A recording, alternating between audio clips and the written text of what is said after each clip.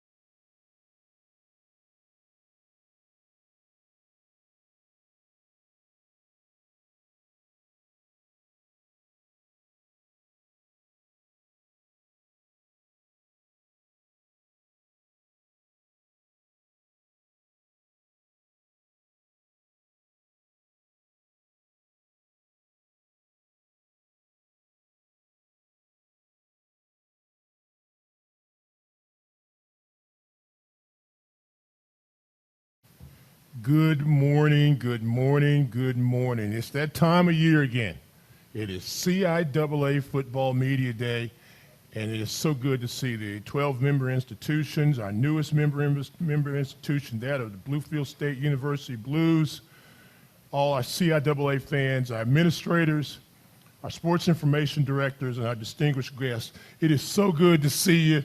I mean, it's been a long time, and we're happy that you're all here and ready to enjoy some football talk. As they say, it's talking season, and we're ready to talk and laugh and enjoy the afternoon as we get ready closer and closer to CIAA football time.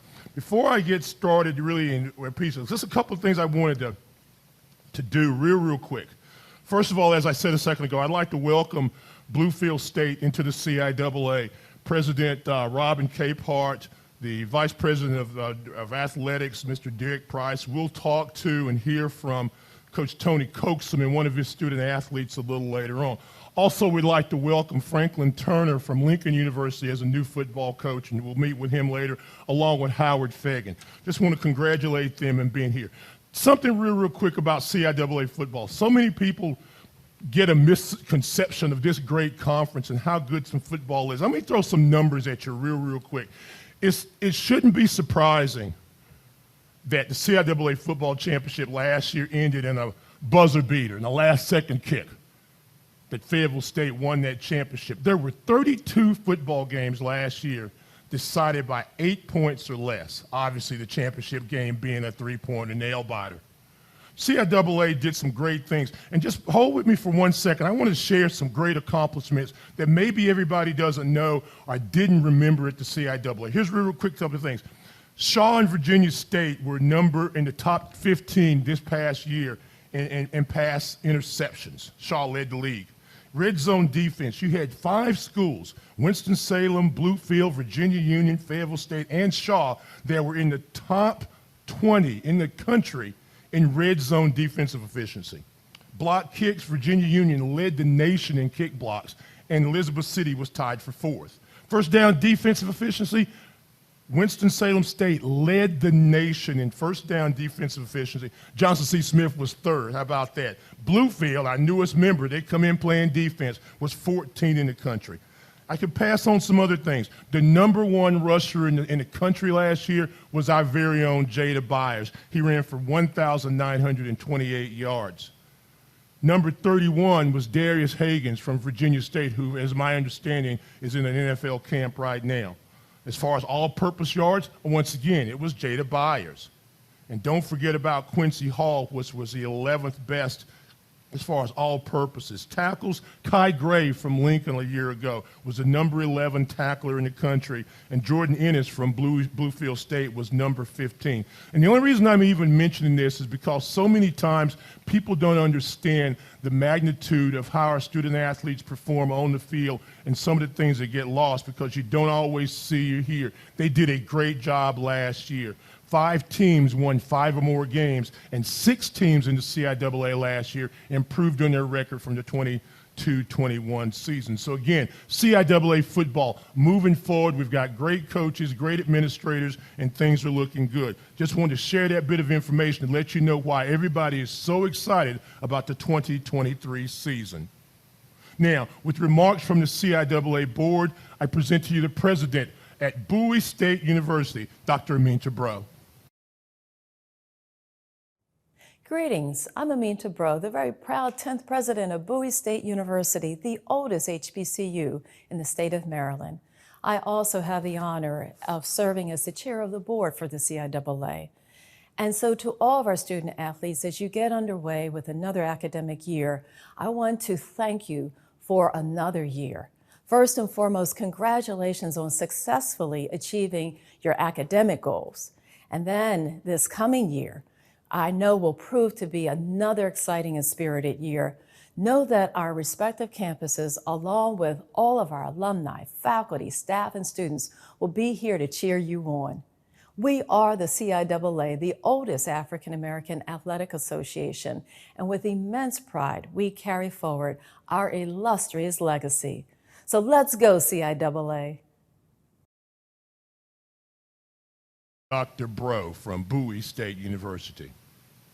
It's my distinct honor now to present with you the Honorable Mayor of the City of Roanoke/Salem. This whole area has embraced the CIAA for many years, and we enjoy our stay here. Please welcome the Honorable Mayor of the City of Roanoke, Mr. Sherman Lee. You're going to introduce Oni. Okay.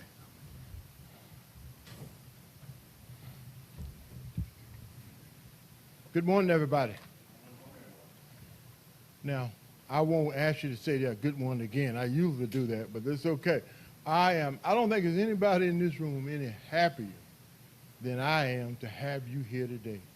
The CIAA means so much to our community, and I stand here today representing also my colleague who couldn't be here, the mayor of Salem, Renee Turk. She's away on business, but I wanted to let you know that she sends her regards, and she's also very pleased that you're here today. Let me bring a couple of people up real quick. I want them to come up because we did some things last year, the CIAA, that was very special, and I want them just to come up to be recognized for that. All right, really, please, Patrick Boaz, who is our recreation manager here in Roanoke, and also John Oney, a member of Virginia Blue Ridge, who does yeoman work in bringing everybody and any activities in the CIAA to our city. These are guys that I want to recognize because we did some special things.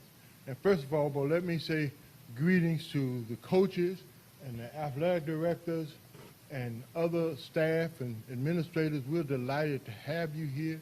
And of course, my regards to our illustrious commissioner. Thank her. I want to thank her for her work with us and the things she did. And last year, we not only played the game, and as many of you know here, we have the championship game in volleyball, bowling. Let's see, what am I? We've had the softball championships here. And so I want to thank Carrie Howard Cutter for his work, John for their commitment and work in the city. So, you know, when you're mayor, you want to thank people because you can't move a lot yourself. But I want to thank people for making this possible and all of the other people who are involved here. But I want to at least applaud all the coaches, the 2023 CIAA coaches and student athletes. Let me also say I'm pleased that Bluefield State is a part of the CIAA now. You know, they're close to us. You're not too far from West Virginia right here, right down the road. So I hope to get to meet the coaches and AD from Bluefield State because we want to talk about some things that we could do being so close to Roanoke. And so thank you for that. And I also got to recognize my friend who's here, a special friend, that's been here, and matter of fact, cross country was a part of him. He and I used to see each other at least once or twice a year. I call him Coach Joe Taylor from Virginia Union University. And let me just say this as an act of full disclosure. I'm a Virginia Union alumni, but not only that, I'm a CIAA alumni. I played football in the CIAA at Virginia Union. I left football and started refereeing in the CIAA. And so the CIAA is a part of us, and I want to just again, appreciate all the things that go into making this conference one of the better conferences in the country. All right, very quickly, Patrick, if you come and just share with us what went on with the CIAA here last year. Thank you. Last year we were able to host a handful of events at our youth after-school programs, and we have 3 sites, about 130 kids total we serve on a daily basis. And so we had set up some small competitions between the student athletes as well as our students in the program. I can't remember exactly what the score was, but I think the young students were very close to winning that competition. But we did put the student athletes through the test with a handful of activities, and I know the students had a lot of fun with having the guests come and talk with them afterwards too. It was fantastic, and we're looking forward to doing it again years to come. Thank you. John, if you quick and say a few words for Virginia Blue Ridge. Sure. Thank you, Mayor Lee. Yeah, just first of all, I just want to echo what Mayor Lee is talking here about welcoming the CIAA back again for another round of championships is special to our region. We're excited about football this year, of course. But I think one of the things that we're most excited about is what you all do for this community. The athletes last night on the Salem Stadium field with youth from our community doing that football clinic is very special. And all the championships that we host here, cross country, women's bowling, and football, always have a service element to them and kind of a way to give back to the community. So for that, we appreciate that. These championships mean more than just economic impact. They mean quality of life. They mean inspiration for our youth in the local communities to do things that y'all's players are doing on the fields. So that's special. So on behalf of Visit Virginia's Blue Ridge, I'd like to just thank our partners, City of Salem, City of Roanoke, the County of Roanoke, for all that they do hosting these championships. And again, welcome back. Thank you, guys. Let me say that before I leave, let me just say that if anybody, while you're here in the valley, and I call it the Roanoke Valley, Salem, if anybody gets any citations or a ticket or anything, call the mayor's office. Call the mayor's office. You can find my number. And because I care about you and want to make sure things go well, call the mayor's office, and I guarantee you within 40 minutes, somebody from my office will call you back and tell you where to go pay for it. So I don't want you to worry about that. So I'm a compassionate and caring mayor. Thank you all so much for coming and being a part of this, and we look forward to another great year. Thank you so much.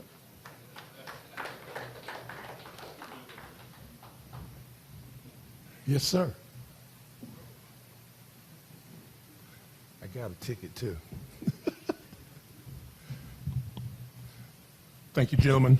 Thank you, gentlemen. At this time, we'll announce the CIAA predicted preseason order for the 22-23 season. Glasses on. Number 12, the Falcons of St. Augustine's University.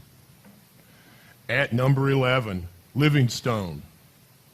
Preseason pick number 10, the Lions of Lincoln University. Our newest member, preseason pick number 9, the Blues of Bluefield State. At 8, Elizabeth City State. Preseason pick number 7, Winston-Salem State. At 6, Johnson C. Smith. Preseason pick number 5, the Trojans of Virginia State University. Preseason pick number 4, the Bears of Ciaa U. At preseason pick number 3, the Panthers of Virginia Union University.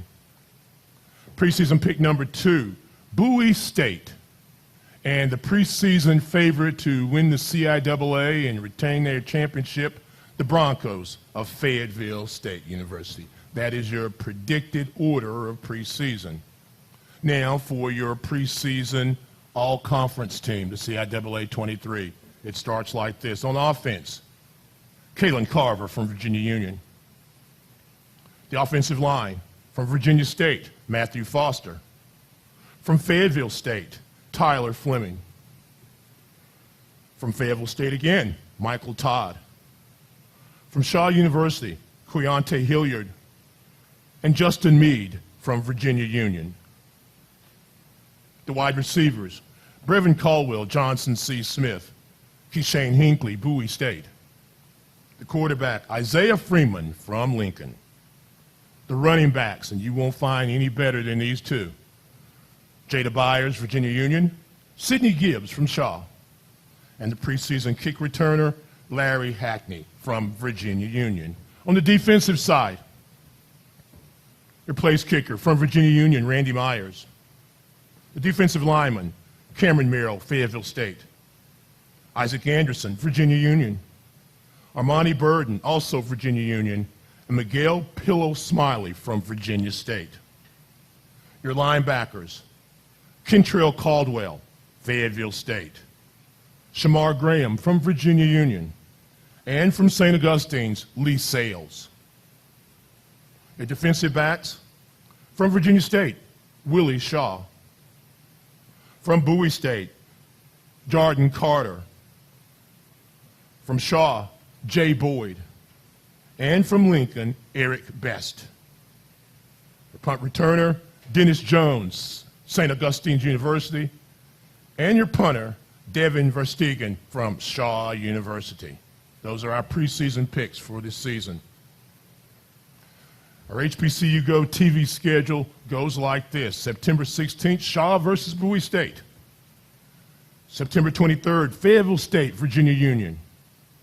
October 14th, Winston-Salem at Shaw. November 4th, the classic, Virginia Union, Virginia State. And the championship game right here on November 12th.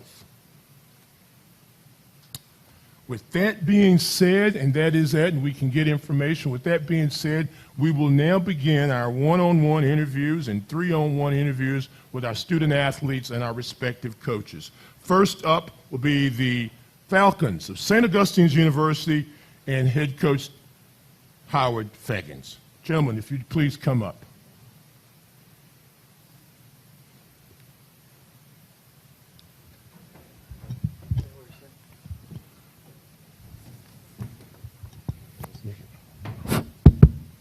Can share.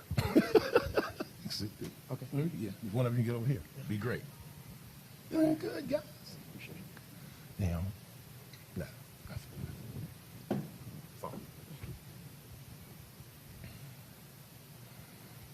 Well. You're first. You're the first one, and the new coach, and everything is all good with us. So that's a good thing. Welcome. Well, thank you. It's great to be here. Well, Coach Feggins, tell us who you have with us, please, today. Well, I got two great young gentlemen that definitely going to represent our team. We have Jameson Alston, and call him Juke, a linebacker, and we have DeAndre Proctor, we call him Biggie, our receiver. Well, see, I had you introduce them because you're new, and you got the job early on, but still not enough to know everybody on campus yet. So make sure you knew who your players were. That's true. Well, you did get this job, and you were a very successful offensive coordinator last year at Fayetteville State, and you've had a great career as a coach at a lot of places, Northern Colorado being one, did some stuff in the NFL. So you've been around the block a little bit as a coach, but this will be one of your first head coaching jobs. Talk about the excitement that you have for your job and also for St. Augustine's University. Well, the excitement for me is when I got this opportunity, and I'm going to give Coach Hayes a lot of props here, because when I got hired with him, he brought me here. And he said, I want you to see what it's like. And I'm like, okay, great. I got an opportunity. And then when I got on his staff, I didn't have to coach a position. So it was like a head coach. So God put me in a situation that led me here. And when I got this opportunity, I looked at the challenges that we have. And the challenge is we got a lot of young men that are, I'm excited to coach. We got a lot of growth to go to, and as you can see, we're predicted last. So the great thing about us, we only can go up. Well, Mr. Alston, since you got the mic, I'll let you go first and ask you. You're predicted last. So it's a twofold thing. How does that motivate you? Does it? And talk about having a new coach in place. Well, it really motivates us all, for real, and we really strive for greatness. Like you just said, it's only one way up. So we want to go out there, work hard. Coach is going to push us. All the coaches are going to push us. All the new coaches on the staff, great direction, great leadership, brought in a lot of talent, new talent, more numbers, and I think we're going to really get it done. Coach Feggins, he's a great coach. I remember playing against him. He coached against us. We played Fayetteville State. We got beat, obviously, but it was still a great time for us, a great experience. But I feel like his direction, his leadership really lead us to the promised land. One way up from here. So. One way up. DeAndre, share the mic. DeAndre, I was doing notes on you, and you see him writing some stuff down. I just said, the heck with all this stuff. I'm just going to call you an athlete. Because you were a quarterback this past year, wide receiver, running back. On Tuesdays and Thursdays, I think you mopped the floor at Emory Gymnasium and popped some popcorn for volleyball. So you did a little bit of everything. Talk about, first of all, your versatility, and what would you like to do this year? With my versatility, I don't really care what position I play on the field. I'm just trying to help my team win. So if I got to play kicker for my team to help me win, then I will do it. I'm a team player. I'm always just trying to put my team first, help come out with a W. What was the second question? Well, just about your excitement about playing this year. This year, I'm very excited. We have Coach Fagans. He came in. As soon as he came in, he put everybody to work. Out the gate, he knew I was a star, and he instantly started talking trash to become a better player. So I'm excited this year. Like you see, we ranked by him. So all they do is put a chip on our shoulder to become a better team and win. Look forward to watching you guys play. Only averaged about 12 points a ball game, Coach. And I know he's an offensive mind. You've got to be drooling about the fact that you didn't score a lot of points as a team last season. So what are some of the things that you're going to do offensively to try to put more points on the board? Well, the big thing for me offensively, I always got to see exactly what our personnel is. And I designed the offense based on what we have. We all know this, that defense win championship. I'm just going to reflect back to last year. I mean, if you look at the stats, we go off of stats, our defense was pretty good. My offense, with a true freshman, I think we were ranked 6th among the CIAA conference. So my job is to manage the game based on what we have. If our offense is explosive, heck, I'd like to score 30 points a game. So it's going to be based on when we get all the players in here to identify who we are. Yeah, you were number 9 in sacks last year. What do you expect out of this young man? Well, the one thing I know about him is work ethic. Wherever the ball is going to be, he will be there. I guarantee you that. If his ball is 30 yards downfield, he's going to be 30 yards downfield. He's a prototype leader from day one when I got here. We did a conditioning test first day. After the conditioning test, he was running the stairs. I did not know his name, but I knew then this young man had got a chance to be a great player. Talk to me real quickly. You got some new good things are going on there, new athletic director. Last year hired new track and basketball, now new football coach, and yourself. So a lot of great things are going on at St. Augustine's. I understand you guys are getting ready to start a JV program too. How does that benefit St. Augustine's football in the whole? Well, when I got the job, Dr. Dawson, athletic director, talked to me about this. As we know, most universities want to graduate their young men in 4 years. As we also know, a lot of young men will not play on Saturdays. And I go back again to just using last year, I think we average about 40 players a game. So you take these other 60 guys, what are they doing? And so this gives our young men an opportunity not only to play scout team, but to continue to develop with our JV program. This year we have 5 games, 2 away and 3 home games. Yeah, I was going to talk to you about this schedule real quick. Open the season with Lenore Ryan. They were 8-3 last year. Then you go to the Down East, and then it's regular conference play. And then you end the season with that rival, the Bears, the Shaw. So, Mr. Austin, I ask you, having played at St. Aug, what year, the Shaw game is the hype game. You can't help but run into people that play at Shaw just by the proximity of campus. What does a game like that mean to you, and how do you guys get prepared for that? Because last year's game was an overtime game that, 1 minute you thought you were going to win, 1 minute you thought Shaw was going to win. It was one of the best games of the year at the end of the season. So, really, we prepare for the game, like, just mentally. We know it's going to be a big game, the Raleigh Classic. Everybody's going to be there. Both schools representing each other. We both want to win, but it really comes down to who wants it bad enough. And I feel like we just got to work harder, get on our grind, and be the team for real. And what was the second question? Well, just about being excited about that game. Oh, yeah, real excited, real excited. Unfortunately, we lost last year, but this year we want to get it back. We want to win more games, more positive than negative, and just really shock the whole CIAA, and that's what we plan to do. What's your major? Business administration. Where are you from? Fayetteville, North Carolina. How'd you get out of Fayetteville to get to Raleigh? Well, I was recruited by Coach Bowser. I went to 71st High School. Falcons. Yes, sir, the Falcons. So I'm still a Falcon, yes, sir. So it's a real great experience. I'm just glad I got the opportunity to come up here, show what I got, and prove to everybody and doubters that I can do it. Can you do it? Yes, sir. DeAndre, about you? What major in hometown? My major is sports management, and my hometown, I'm from Elizabeth City. Yeah. So just like Jupe said, Coach Bowser recruited me. That was my only offer coming out of high school. I played quarterback my whole life. So he gave me a chance. Played quarterback at Northeastern? Yes, sir. Okay. So when Coach Bowser gave me that chance, he recruited me as an athlete, so I just stuck with it, and I trust and believe him. So you'll be really excited about playing Elizabeth City in Down East Classic, Yes, there, right? sir. Is that game that gets you fired up? Yes, sir. Everybody in Elizabeth City talking about it, ready for it to come out to watch both of us play each other. Got just a couple minutes left, guys, real quickly. And I'll just go right down the line. I'll start with you, Coach, and then let the student athletes respond. What are your realistic goals for this season?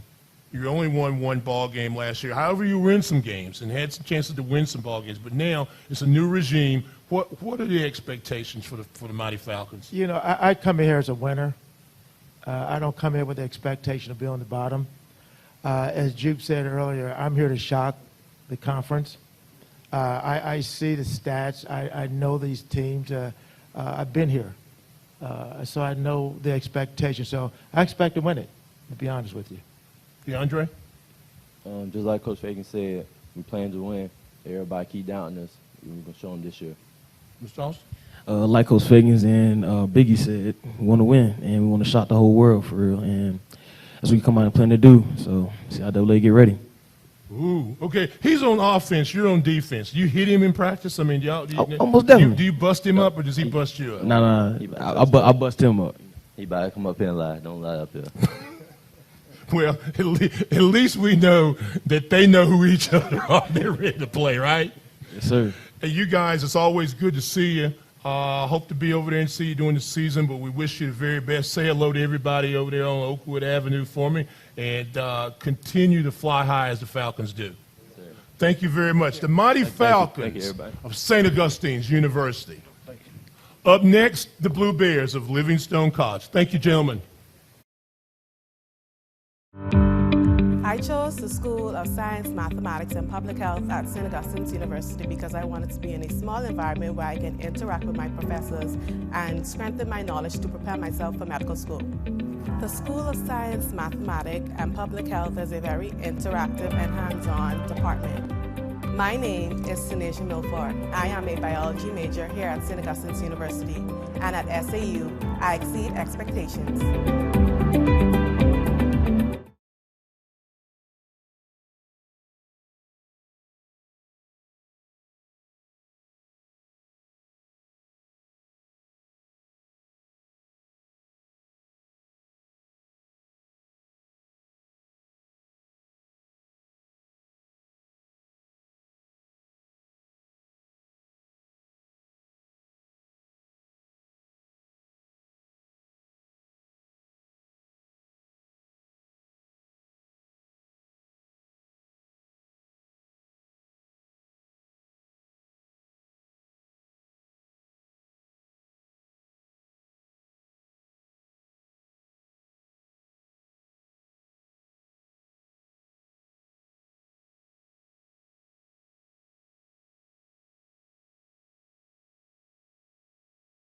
Up. Oh, I didn't say this, and I apologize. When we finish with this session, you can do some one-on-ones and just the respective SIDs.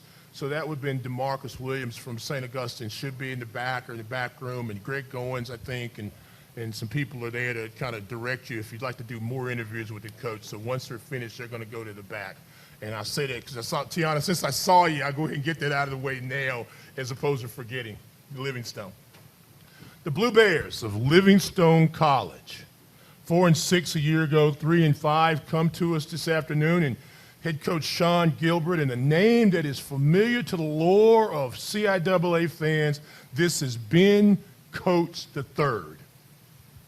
So there's two more of y'all out here, right? Yes, sir. And Ben Coates III, obviously the son of the Hall of Famer Ben Coates. I just saw him 2 weeks ago, matter of fact. Where? Yeah, just saw him playing golf. Or trying to play golf. Sound I don't know. right. Yeah, trying to play golf. So it's good to have you both, gentlemen. Coach Gilbert, always good to see you. We talk a lot, so I kind of know what you're going to say, but I'm going to ask you anyway, and maybe today you'll give me some more answers on this, all right? Talk about the expectations for this season for Livingstone, because as I mentioned in your opening, I did that for a reason, because even though it wasn't maybe 500, you got better and better each and every football game, getting the 4 wins. Yeah, and first off, just Just want to give shouts out to our 13th president and our new athletic director, Cliff Huff, who just got on board with us. And we're excited about the upcoming season and the things that are in front of us. And to your question, you know, it's always like anything. You know, you want to make a great pizza, you know, and you got to have a great sauce to go with that. And so for us, we're constantly in the kitchen trying to cook up, you know, the ingredients that's going to allow us to have success. So, you know, we're grateful for the opportunities we had last year. We learned from those opportunities and games that were given. I learned as a coach and, you know, some pivotal games playing down to the last minute. So we're excited. I think that at the end of the day, you know, like I always say, chance favors the prepared man, and that's what we're in preparation of doing, preparing to compete, to dominate. Chris, the new kid on the block, so new we have very little intel on you. So tell us a little bit about yourself, other than, and I know you get tired of hearing Ben, about I'm being a Ben coach dad. You want to make your own name. Yes, sir. So tell us a little bit about yourself. Well, right now I'm a culinary arts major. I'm a culinary arts major. So I want to own like a couple businesses, a couple restaurants outside of football. I just want to do something and help give back to the community. I just want to be able to go out, open my own business, and I don't know, I guess provide jobs for more people. Cool. Well, let me ask you this, where I have you right now. What made you decide, because you transferred from junior college, right? Yes, sir. So what made you decide to attend Livingstone? Was it because of the opportunity, or a little fatherly pressure, or a little bit of both? A little bit of both, yeah. Just a little bit, but I'm here for the challenge. I know coming here puts a lot of weight on my shoulders because, like you said, my dad, he's that man. But, you know, for me, I like the challenge. I'm ready for it. I'm ready for, I don't know, something else, something better. Position? Defensive end and tight end. You can do a little bit of both? Yes, sir. I expect to play tight end. Oh, yeah. There ain't no question about playing tight end, right? Yes, sir. Well, then, speaking of being a tight end now, that means that the offense has got to kind of, you know, I know you want to run the football. I know it's going to be power football. It's what you like. But you're going to have to throw the ball a little bit to this guy. Talk to me about, I know the answer, not who's going to be the quarterback, but what do you look for to be your starting quarterback? Well, we're just looking for someone that can manage the game and understand, you know, how to read the box, and also understand what the movement's like in the secondary. You know, football is not a complicated game unless you, and only to those that don't understand it. But for guys who have a football IQ and a quarterback that understands how to command under center or in shotgun, is key. And for us, we have not been able to consistently run the football at all, you know, in terms of, even if you look at our rankings, you know, and I'm just pretty transparent in terms of growth. But we're looking to establish that. I think I have the best offensive coordinator coming in, which is Christian LeMay, North Carolina guy.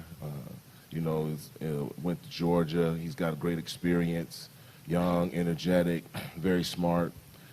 So we're excited about the opportunities that we have with him and the rest of our offensive coaching staff that are coming on board to really push our guys beyond the comfort zones to experience success on the field. Ben, we're hearing that the coach is bringing in guys that are solid and have a great pedigree, and of course from your pedigree at the top. What are the things that your dad has passed on to you about not only competing as a tight end, as a defensive end, but as a student athlete, and especially at an HBCU where his name is all over the place? A lot of things that he told me was make my own name, be my own person, do what I want to do, don't follow in his footsteps. So with that, repeat the question one more time. Well, just talk about you. Oh, okay. That's a good question. Talk about you. For me, I'm ready. I'm ready to work. I'm ready for the brotherhood. I'm ready to build a nice brotherhood around the football team, build a nice, close-knit community. That's kind of what I want. Like, everybody can trust each other. You can call on each other whenever you need something and just Family. be there. Yes, sir. Kind of like how you grew up, family. Yes, sir. Because you got a brother that's on the team, right? Yes, sir. And you sit and you're talking off record, maybe I'm breaking recruiting rules, but you've got cousins that are coming. There's going to be a whole bunch of coats on the field at Livingstone. I can't. Maybe. We can cover something. Possibly. Confirm or deny. They're good, though. I don't know. They make their own name. Yes, sir. Coach, you speak of that, you talk about Livingstone and the new, you got a new athletic director, a great guy in Cliff and Dr. Davis, but that field, everybody talks about that field and that blue turf and everything like that. Having that field and having some changes made at Alumni Stadium, what has that done for the overall program to bring in solid student athletes? Well, I think it's a step in the right direction, but nowhere near the landing spot that we want. And it's always great to have new things, but at the same time, that's what we're doing, establishing and building a new program and setting a good foundation. And, one of my theories in being at Livingstone College is all about building your own throne. And, Livingstone College being the first black college to play football sets the foundation for that. We've had some stumbling blocks along the way. We've had some success, but we're looking to build a foundation that will sustain itself for decades to come. So the field is the beginning of that. Like I said earlier, sauce, to the dough, to the spices you want to put on it. We want to make a pizza that you can eat. I like that. Culinary arts guy. So pizza might be some of the things Pizza, you said. pizza. Oh, yeah. Pizza. Remember that. Remember family. Pizza. I got you. Okay, real quick before you go. You open up with Bluefield State. It'll be Bluefield's first unofficial CIAA game. Welcoming back. You play Bluefield. You've got the rivalry right down the street with Catawba, Union, V-State, the first 4 games. Shaw, the other Bears for homecoming. A very challenging schedule. Your thoughts on the schedule, and then your thoughts on the schedule. I think our schedule is very intense. For within our conference, it's a gauntlet schedule, but we don't expect to play anything less. We want to be competitive as a whole in our conference. So I think it's important that we push one another to our potentials, and we know who the big guys are, in VU and V-State and Bowie, Fayetteville, Shaw, all the way down the line. And for us, we'll earn every stripe that we get, and we're appreciative of the opportunities to play these guys and play the best competition, see where we stand at the end of the day. Mr. Coach? I'm just ready to play. I'm just trying to dominate. It don't matter who you play. No, sir. That's like your dad. It don't matter who you play. Coach, I enjoy talking with you. I enjoy watching practice. I know the defense is going to be rocking as they always. You got this young man and a lot of other guys that are coming in. So I know that there's a lot of great things happening for Livingstone College. I'll ask you, since you're here, why Livingstone?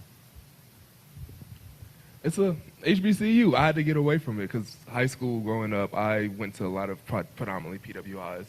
So I had to come around, change, be around my people, and try to fit in more, I guess, if you can say that. Very good, very good.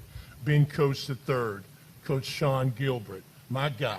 Always great to see you. The Fighting Blue Bears of Livingstone College. Tiana's somewhere over there. I thought I saw her. You can get with her if you need more information on the respective institutions and in these two gentlemen who are outstanding people on and off the field. I appreciate your time. Yep. Who you with? LC. Who you with? LC. Who you with? LC. Don't play with it. You know that, I see. Oh, yeah. Gentlemen, thank you very much. The Blue Bears of Livingstone College.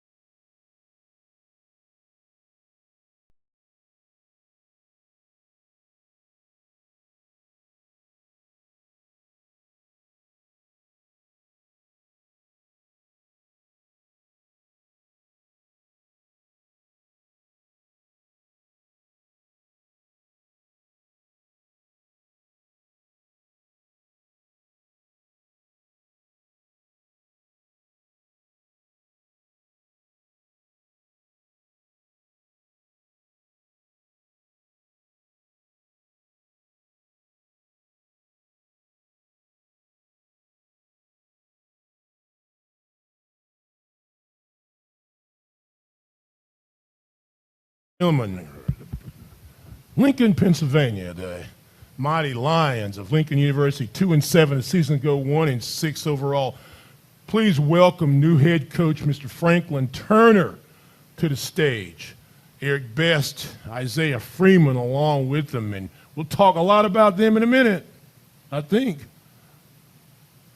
But that's what I see. I finally got him to smile. It took a second, but that's good. Gentlemen, welcome. And Coach, congratulations on being named the new football coach. Please say hello to Mr. Stinson. When you get a chance. I know you're replacing the Associate AD, Josh Dean, who just kind of moved up. And I was messing with him yesterday. I said, well, there's no pressure on this. Oh, well, there's even more pressure now. So he's ready. But you now are the head football coach there. And your goals for this team and this program, because you were a part of the program for many years, so you just took, just slid over one seat, as they say in basketball lore. Right. So really my goals for this program is to take it to the next step. For the past, 2 years at least, we've been close. We've been showing improvements. Well, now it's time for us to take that next step as far as competing, as far as winning more games. Last year, I think we lost 2 or 3 games by just 2 points. Yes. So it's one of those things where it's like, hey, we're there. We're knocking on the doorstep. But at the end of the day, like I tell these guys all the time, now it's time for us to go take it. It's time to take it because until then, we're still Lincoln. Right. This is the game nobody wants to lose. We know that, and we accept it and we own it. So it's time for us to go take it. That's the next step for us. Well, Eric, you had a nice season last year, almost 40 tackles, and had a huge game against both Virginia State and Fayetteville State. How close do you guys feel you are to getting to that level of being able to play for a championship? I definitely feel like we're very close. One thing that we stride on at Lincoln University is the little things. A lot of games we lost were because we didn't do the little things, penalties, just bonehead mistakes. And I feel like, once we're able to clear those things up, we'll be able to get over that hump. But I strongly feel like it's going to be that year. As one of the leaders of the football team, and I'm coming to you in a second, but as one of the leaders of the football team, is that something that you have to constantly remind your teammates? It's the little things, it's, lining up right, don't hold on a third and long call, those type of things? Well, I would say yes, because, if you look at the tradition of Lincoln, we get a lot of new young guys. Granted, our quarterback, he is exceptional, you know what I'm saying? But a lot of the other guys, when they come to Lincoln, they think it's okay, I'm at Lincoln, I'm coming here to play, I'm going to play as a freshman. So they don't take the time to, put an emphasis on the little things. So me as a leader, as a captain, as a senior, I have to, make sure that these guys put the emphasis on the little things, because the emphasis on the little things are going to dictate whether we lose or win. And it has in the past. And we can't keep, not doing some of the little things, because we know what that gets us. Right. So we have to try something new, and that's what we're going to do this year. Button up. Yes. Mr. Freeman, CIAA Rookie of the Year, over 1,600 yards passing, 13 touchdowns, had a huge game against Elizabeth City, throwing the ball. I just was really had 14 games where you completed 16 or more passes. But you run the ball very well, too. And he's talking about being young. How did you grow as the season went on as a quarterback? For me, it was a lot of late nights. I stayed up watching film. I truly believed that coming in, I wasn't going to allow anybody to work harder than me. And that's for any position. I feel like my work ethic is a testament to my character. Everything that I do on and off the field, it definitely shows. So for me, like I said, it was a lot of film, a lot of working out, a lot of staying in the coach's office asking questions, and then, like I said, just getting on the field and getting a hang of the pace. For me, that was my biggest thing. I liked your poise. I mean, I had you Elizabeth City game, and even though you guys lost it, one of those little things, the two-point loss, but you had a lot of poise under center, and you saw the whole field. Is that something that you have always had and that's growing, or you were taught that when you got to Lincoln? So like I said, I have a crazy story. You know, coaches told me I would be a linebacker. I would never be anything. I'm in college playing quarterback, and so I took that very personal. Like I said, I'm a hard worker. I just stayed watching film, stayed working out, and I stayed with my quarterback coaches. Like I said, my high school coaches, and even when I came in, they took me under their wing. And then I just, like I said, just kept out there practicing. So I think I got that, you know, growing up when I was in high school, and then, like I said, maintain and rise as soon as I got to Lincoln. Hard work pays off, right? You can show them the CIAA Rookie of the Year trophy. Those people that want you to be a linebacker. You can just kind of walk around and just, you don't have to say anything. Just show it and let your game play. Coach, you got a lot of challenges being that starting the season, and you go, you know, you got Clarion, you play post. But who are some of the young men, other than these two great young men, that we'll see this season out on the field for Lincoln? We have a lot of weapons coming back. We didn't lose too much. Yeah. Dalmir Triplet, a receiver, kind of hampered with some injuries coming down the stretch last year, but we expect from him to have a pretty good season. Another guy that came on late during the year was Eli Riddick. He came on and made some huge plays for us during the season. So we have some guys. Malachi Langley, he got a late start to the season, but he made some plays down the stretch as well. Amir Gerald's coming back, running back. Oh, yeah. Yes. Little man. Made some of those reads for you a little easier, didn't it? Oh, yeah. So he's coming back. So from a standpoint of what we have coming back, we have the weapons. We knew what we needed to do up front, off O-line, D-line. That's where it starts. Mm-hmm. That's the emphasis. Those are the things that we put the emphasis on. We will be better up front. That's one of my emphasis. That's where I'm living at. We coming off the football, and we will be better up there. Up front counts.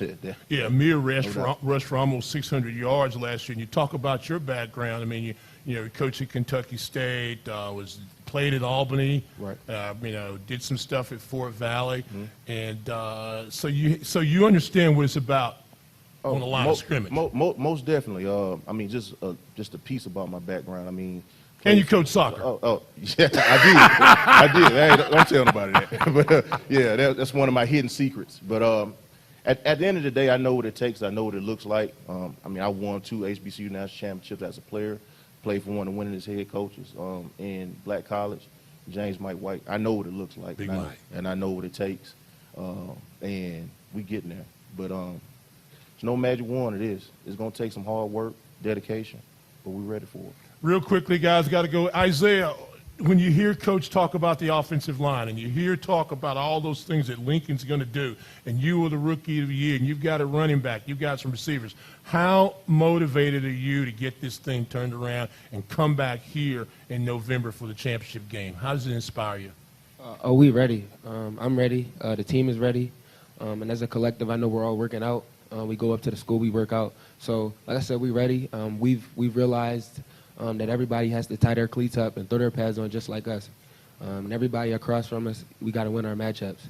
They win day in and day out. So I know November 11th, 2023, we'll be back here, and it's already circled on the calendar. Looking forward to seeing you. Major, real quick, hometown and major. Chester, Pennsylvania, and major in mass communications, minor in business. Chester, PA, Rob Knox. All right, how about, now, here's your thing.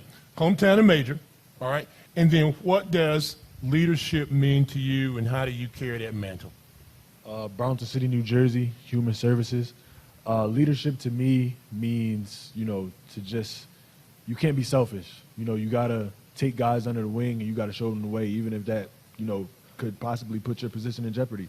I carry it, because I want to change the culture at Lincoln. Lincoln University has not a rich history in football, and I know it's going to take strong leadership in order to get us over that hump. So I take pride in that, and I'm willing to do whatever it takes as a leader to get us over that hump. Guys, you're getting it done. You're getting it done in the classroom. You're getting it done on the field. And I know you got some great leadership. There's one transfer I know about Mr. Stinson and what he does. So just keep grinding. Keep doing what you're doing. Thank you. Thank you. Appreciate you. The Lions from Lincoln University. The great history may not be as if they don't feel, but they've got it. The first HBCU. And y'all ain't afraid to tell nobody about it, are you? The first. Good luck this season. I'll be watching you. Thank you, gentlemen. The Lions, Lincoln University. This is Lincoln University, the nation's first degree-granting historically black college and university. Lincoln educates and empowers students to lead their communities and change the world. We invite you to come tour the campus today. Arrange your tour at lincoln.edu.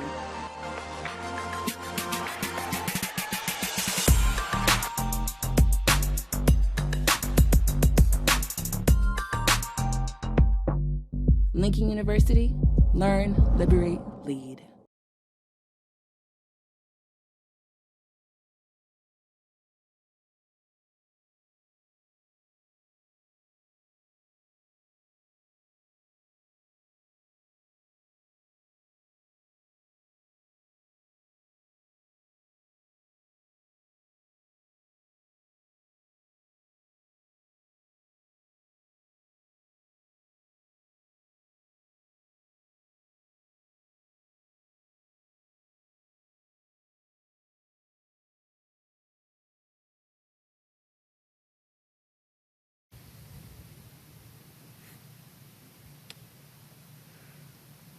It is my honor to introduce, after a 68-year hiatus to the CIAA, head coach Tony Coaxum, T.J. Kunter, and Little Blue. Is it Big Blue? Don't say Little Blue. Say Big Blue. Big Blue, Bluefield State University. Welcome, gentlemen. Thank you guys for having us. We're really excited to be here. Really excited about just being back home, being the newest member back home in CIAA, and I can't tell you how excited we are to get this thing going. I had to go up to the Ohio, Kentucky area about 3 weeks ago for a memorial service with a very dear TV friend of mine, and on my way up that Sunday morning, I pulled over and stopped and rode around campus a little bit, and man, you know, it's going to be intimidating. You got your defense and you got the mountains. You know what I'm saying? You got the mountains and the defense and a great stadium. So talk about and you have, and you talked about it, but the excitement and the challenge of coming into the CIAA and what your expectations for this team are. Yeah, got hired back in October of 20, bringing the football program back after 40 years of being gone. And this has been nothing but blood, sweat, and tears from, all the coaches we brought in from the get-go, all the players that believed in us and took a chance to come up to Bluefield when we didn't have anything to show them. We didn't have any bells and whistles. All we had was our stadium and the vision that myself and our coaching staff laid out, and building it from the ground up, from designing the uniforms to coming up with the concept for our mascot, and all those things, and just the hard work that we put into it. And usually when guys are new programs are starting, it's a 2 or 3 year process before you get on the field. But we jumped right on the field and played and had some success. And I attribute that to our coaches and just the hard work and the young men that we brought in that believed in what we were talking about.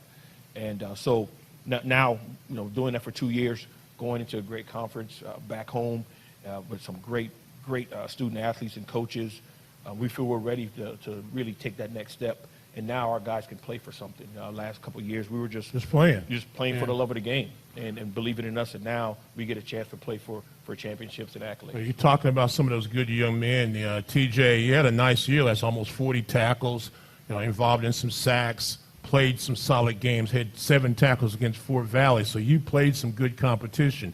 Talk about your excitement, if there is, and I hope it is, about now being in the CIAA and the challenges of playing against some of the, better players, not only in the conference but in the country. Of course, there's a lot of excitement coming in here. Just like Coach said, we plan for something now. So it's more than just going out there playing games, getting media notoriety. It's going against good competition in CIAA. Like last year, Virginia State had a running back who went to the next level. So just playing against that competition every week in, week out is going to be awesome for us. I purposely went through that litany about teams getting better and some individual accolades because I wanted to bring up Bluefield State. And I saw you were in the top 10. You had a defensive play. You made some plays. So defense is kind of how you guys, you kind of wear your hat on. And you're one of those defensive leaders. Talk about your style of play.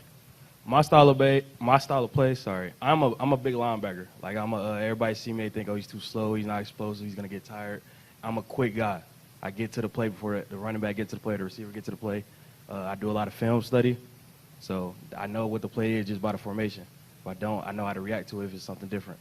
So I'm the type of guy, you never know what you're going to get out of them just because you've seen them last week or the week before. Detroit, Michigan, right? Yes, sir. What made you decide to come to West Virginia? Or if you're on the other side of town, Virginia, if you cross the street, right? You know what I'm saying? Right.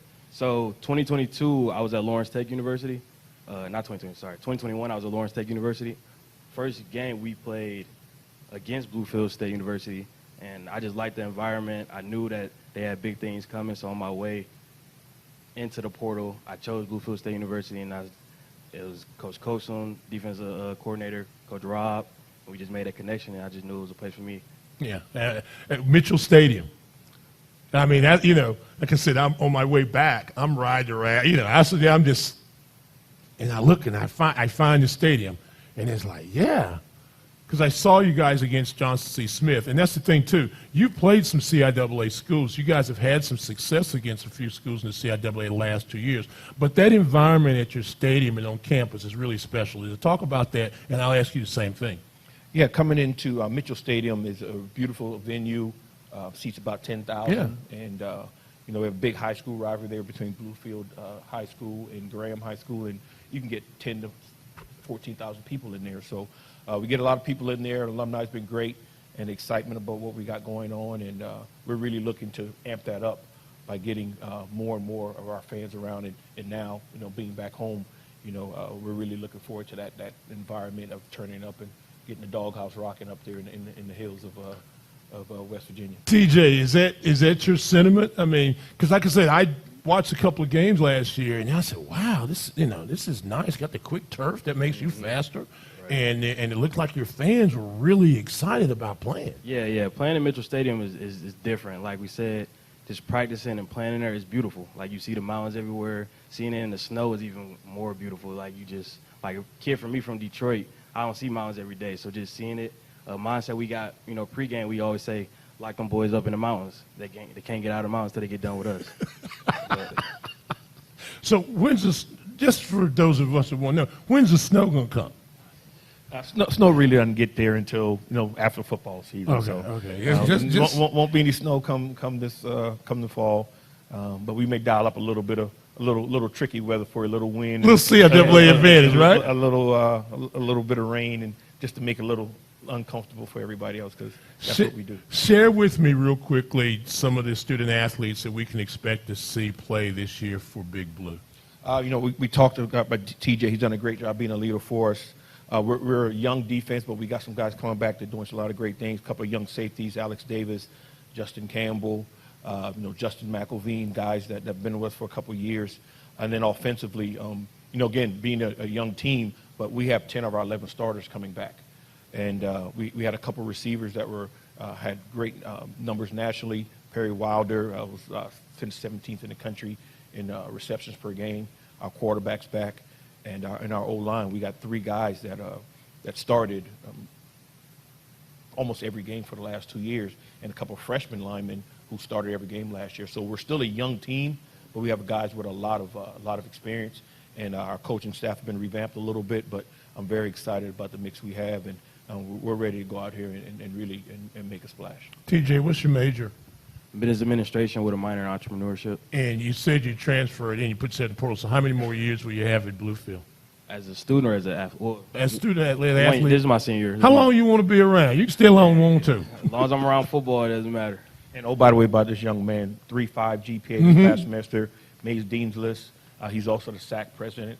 So he came in and completely wrapped us around Bluefield State and the community and the culture.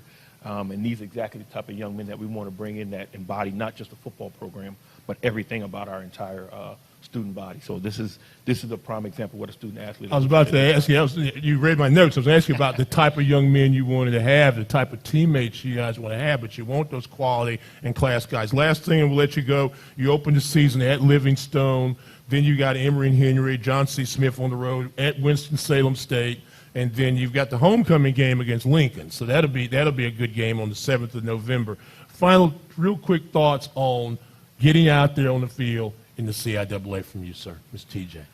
As a team, as a community, we're excited. We just want to compete. We want to be able to play for a championship. We want to be able to play for notoriety. And we just want to go out there and win. You've been a part of big games. You played at West Point. You coach in the NFL. But the excitement, I'm sure, when you get ready to play that first CIAA game, especially home, it's got to be something you'll remember. It's really, again, it's been a long time coming. And, again, the biggest thing for me is getting those young men who took that first leap of faith with us 3 years ago. And we told them, hey, we're going to get into a conference. We're going to get to CIAA. And so you guys can go live your dream, and to see those handful of guys that are from that original team, that's what means the most to me. So we cannot wait to get this thing going. TJ, look forward to watching you play this season, man. Yes, sir. Appreciate it. Really do. Welcome to the CIAA. I know you've met all the coaches, and I know how they're nice. We know. You've been around the game. They're nice right now. They're tapping me in the back and everything. But I know especially when we get down in some of those places, Winston and things, I know it's going to be violent and crazy, but that's what we look for. I just want to let you know, we still love you. That's all right. We love being on the road. We love being on the road. We like to put a villain road on the road. Gentlemen, thank you. Welcome. Tell all the people at Bluefield we're excited to have them in the conference, and we're excited to see them throughout the season, okay? Absolutely. Go Big Blue. Thank you very much. Tony Coaxum, TJ Gunter, the Big Blue. Big Blue Nation, that's already been used, so just the Big Blue. Big Blue, we'll go with that. Bluefield State University, thank you. Next up, the Mighty Vikings of Elizabeth City State University.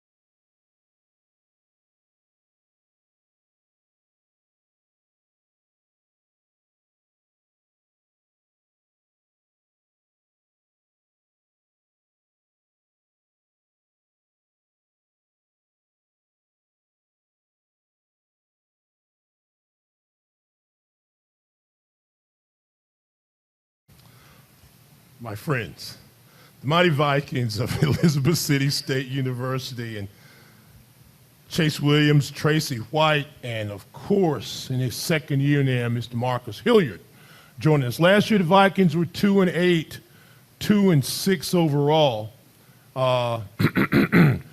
Got 2 wins. Was there any extra incentive, any other motivator for those 2 wins that you had? I'm just curious. Well, appreciate you being up here today, Stan. But definitely with those 2 wins, you were the lucky charm with those 2 wins. You broadcasted both of those games. I just want you to recognize. So, yeah, we do recognize that. But looking forward to being much better. As you know, I told the guys, we won those 2 games. But, it was a couple games there where, the ball bounces a different way. You know, it's a different story for us. So we're looking to build upon that, and you know, hopefully you can call some more of our games this year. All I know is, you know, you won when I was there, so that's all I got to say. But on a real note, the thing that I noticed about your team is that you competed. Scores didn't always indicate it, but your team competed and you played with a lot of passion. I mean, you did the comeback win against Winston-Salem, the comeback win, and then holding on against Lincoln. And you had some other games where you were there, like you said, and just didn't make it. What is it going to take this year to turn things around and get a few more W's in the column for Elizabeth City? Well, year two, you know, we were building that infrastructure, and you know, finally, like, you know, I've heard some coaches say turn that corner, but making sure that we're doing the right things and, you know, learning how to win, you know, not making that turnover or getting that pre-snap penalty, you know, and finishing the game, you know, and that's the focus this year, to make sure we finish and be able to, you know, be consistently good. Chase Williams, we were talking about a moment ago to the Lincoln guys about having a really good game in the Elizabeth City game. I mean, you weren't bad yourself, 12 of 20 and 219 and 2 touchdowns. Is that the type of game that you can produce, those numbers every game?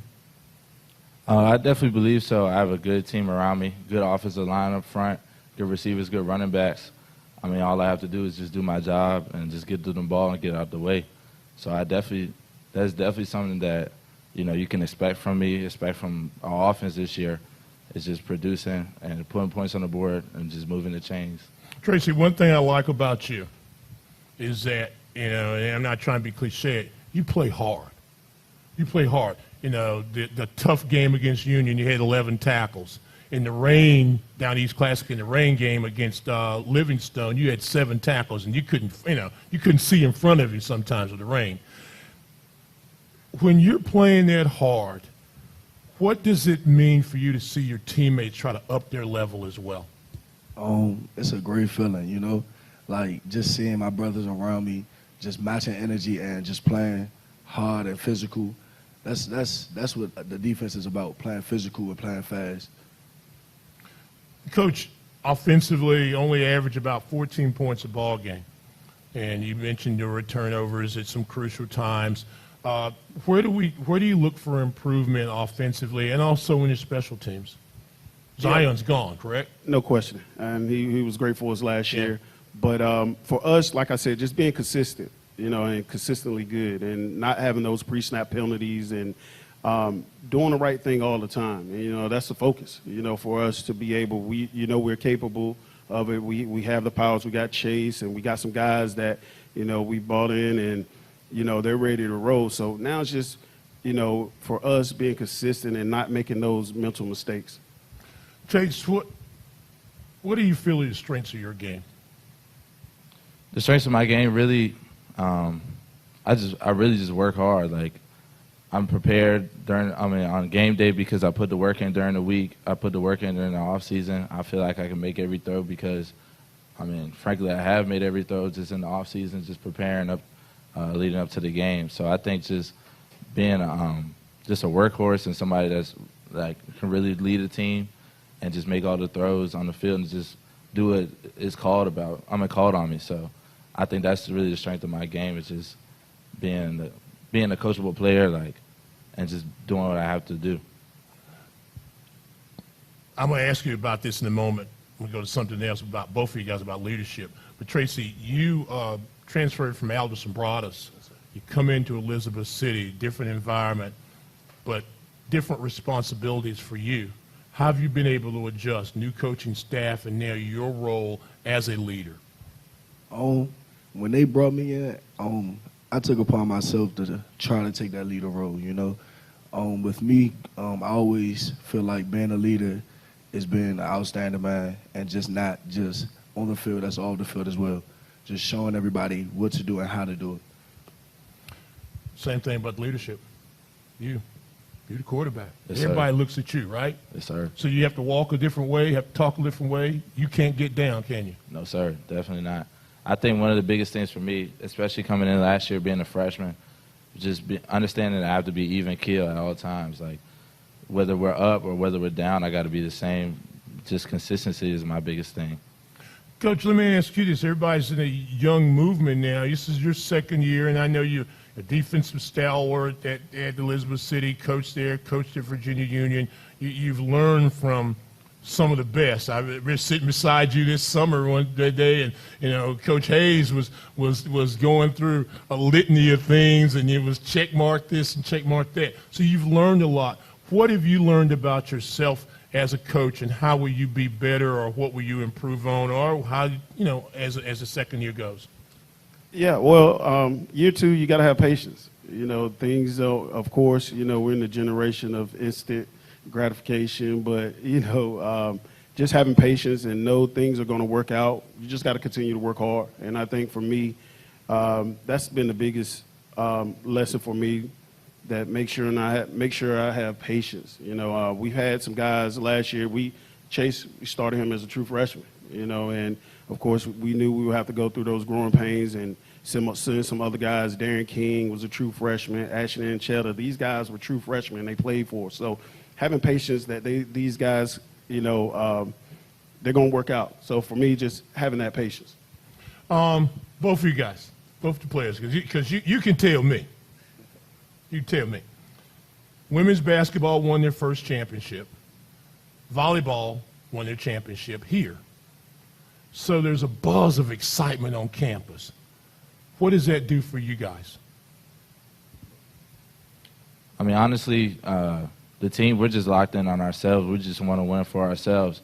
I mean, obviously, we're going to support all the other teams, but we're really just trying to focus on winning for ourselves and just focus on ourselves, because at the end of the day, that's all we have. We got the support of the school, but at the end of the day, we're the ones going out and putting our bodies on the line. So we want to win for our brothers and everything, and the school definitely, but I feel like we're just locked in just on winning it for ourselves and getting our reputation back up there.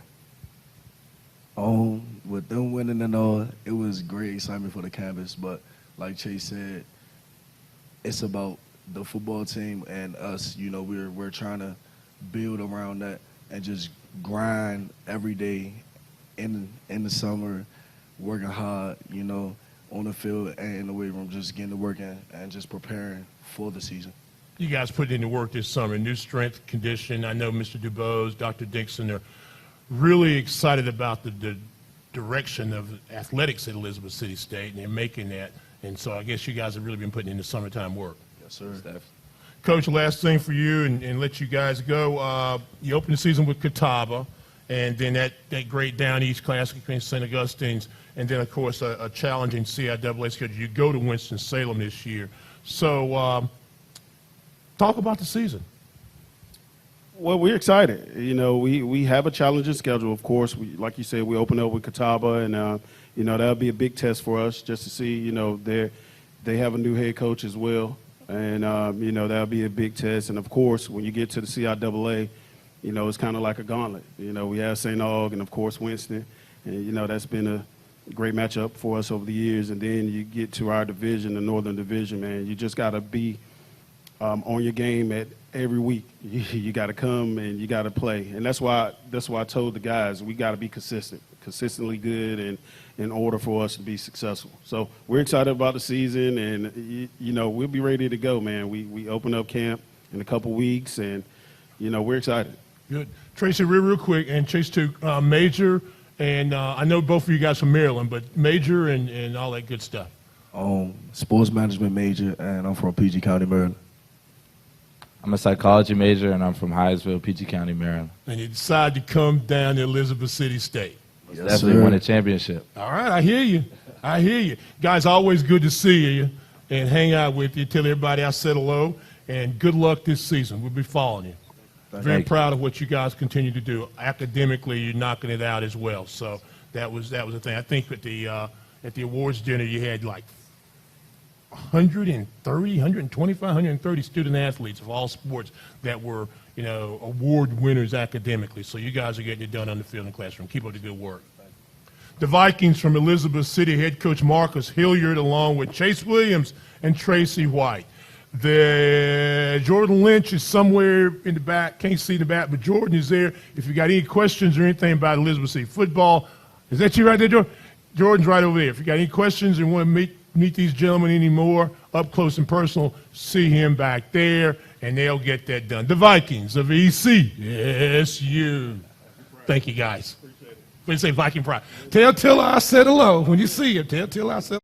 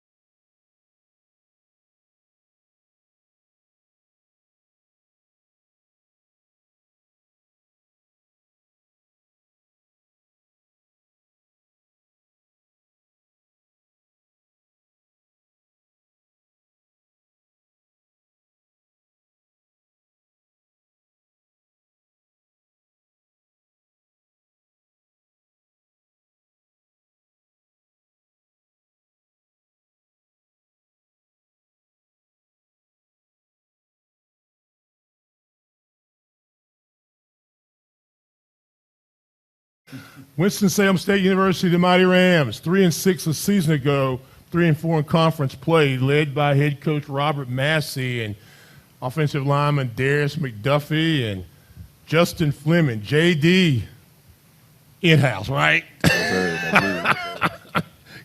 JD, and we'll talk about that in a minute. But guys, gentlemen, welcome. Coach, I'm gonna start it with you. You had one of those crazy seasons. I mean, started off, you were playing well, just didn't get some W's, and then you got hot at the end of the season. Well, one of our biggest problems has been scoring. And, we feel good about the talent that we brought in, as well as, the additions in terms of our new offensive coordinator and our offensive staff. So hopefully things are going to change, and I'm pretty sure they will. But that's been our Achilles heel right now, just scoring offensively. Yeah, you only average about 17 points a game. I wasn't going to bring it up this quick, but since you mentioned it, let me do it before I forget. You brought in offensive coordinator Chris Barnett, who had a lot of success at North Carolina A&T on those championship teams. What is a new offensive coordinator? What does that do for a program, especially one of Chris's magnitude? Well, when you got a guy that's accomplished like Coach Barnett, it brings immediate attention to the offensive side of the ball. Guys are more attentive. They're eager, they're ready to learn, and he's proven. So, again, I think that gives us not only the offense but the whole team a boost in terms of knowing what we can do defensively. Now we have some offense to add with that, so it's a lot of excitement in Ramville. Get the mic from Darius, hearing that, you've got a guy that's offensive-minded and puts points on the board. That's got to make you excited as an offensive lineman. Yes, sir, it does. It's really exciting. It just brings a new energy to the offense. He knows a lot. He's won a lot. So it's like whenever he talks, we listen. We're a sponge. We just gather all the information we can because, he knows what he's talking about. So. Can you tell the difference in spring practice? Was there a little more pep in the offensive step? Oh, yeah. Yes, sir, a whole lot. Like I said, he's just bringing a whole new energy. Like the way our practices run is just different. Everything is just up-tempo. It's great. So, yeah. Had 3 over 150-yard rushing games last year. So I would assume being a rush blocker is something that you like to do, or are you ready to be a pass blocker? It doesn't matter. It really doesn't matter to me, but I do specialize in pass blocking for sure. But it don't really matter to me for real. Mr. Fleming.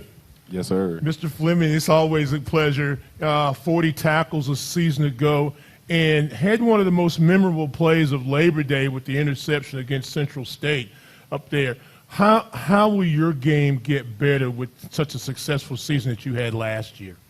Really, I would just say working on my technique and just with this guy right here, he's always on me about, reading my keys, trusting my technique, even in practice, staying sharp. So, just carrying on from last year, knowing I have to have a better season than last year. Are you more of a linebacker, DB, hybrid? Or you just go wherever, see ball, hit ball? See ball, go get ball. But it's got to be really good for you as a defensive back, let's say, to have a guy that had NFL experience and was an All-American and all that NFL guy said to be your coach. Yes, sir, definitely. A great mentor as well to look up to as well. Technique savvy for sure. Yeah. Coach, you had these are outstanding young men, and they're doing it in the classroom, as we know, and so many of our guys have been here today are doing a great job. But you had 2 running backs last year that rushed for almost 1,000 yards collectively. Will we see a dual running back system? Are there some new backs? What can you share about those guys and the offensive game, since we talked about offense? Well, that you will see. Dual running back system. Ace is like more of our inside guy, and Stafford's that guy that can, hit the home runs. But we've brought in some more backs as well. We've tried to, for lack of a better word, create competition at every position, so we'll know we will get better within, and then that's going to translate to wins. The defensive side, since I have you here, and that's your forte. Defense was good. We mentioned number 1 in the country in first down defense last year. Now, that's a great stat, but you still gave up about 17, 18 points a ball game, which really wasn't bad, but by Winston-Salem defensive standards, you gave up too many big plays.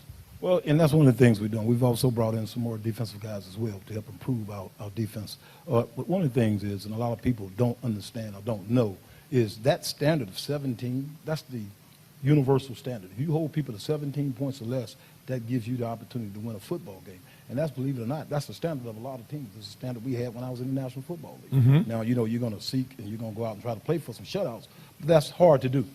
But at the end of the day, if we can hold opponents to 17 or less, that's 2 touchdowns and a field goal, we deserve to win. And we've done that defensively for, some time now. So what we need is offense. So yeah, right. Yeah, you holding some people, but you weren't scoring yourself. Exactly. Yeah. We talk about it a lot, but Darius, you're a guy that you came from a good high school tradition, Southern Durham High School. So now you come to Winston-Salem, and they've got a great tradition as well, but it's been a while since they've taken the trophy home. What do you do with your pedigree to help ensure that your guys understand the importance of, hey, let's try to get this thing, how do we have to work to do it? I always start off with, I just make sure everybody's working hard, doing their 111, just going hard in practice, just making sure they do the little things right. The little things are very important because the little things will lead up to the big things. So it's like just making sure all my guys are just sticking to the plan and just doing the little things right.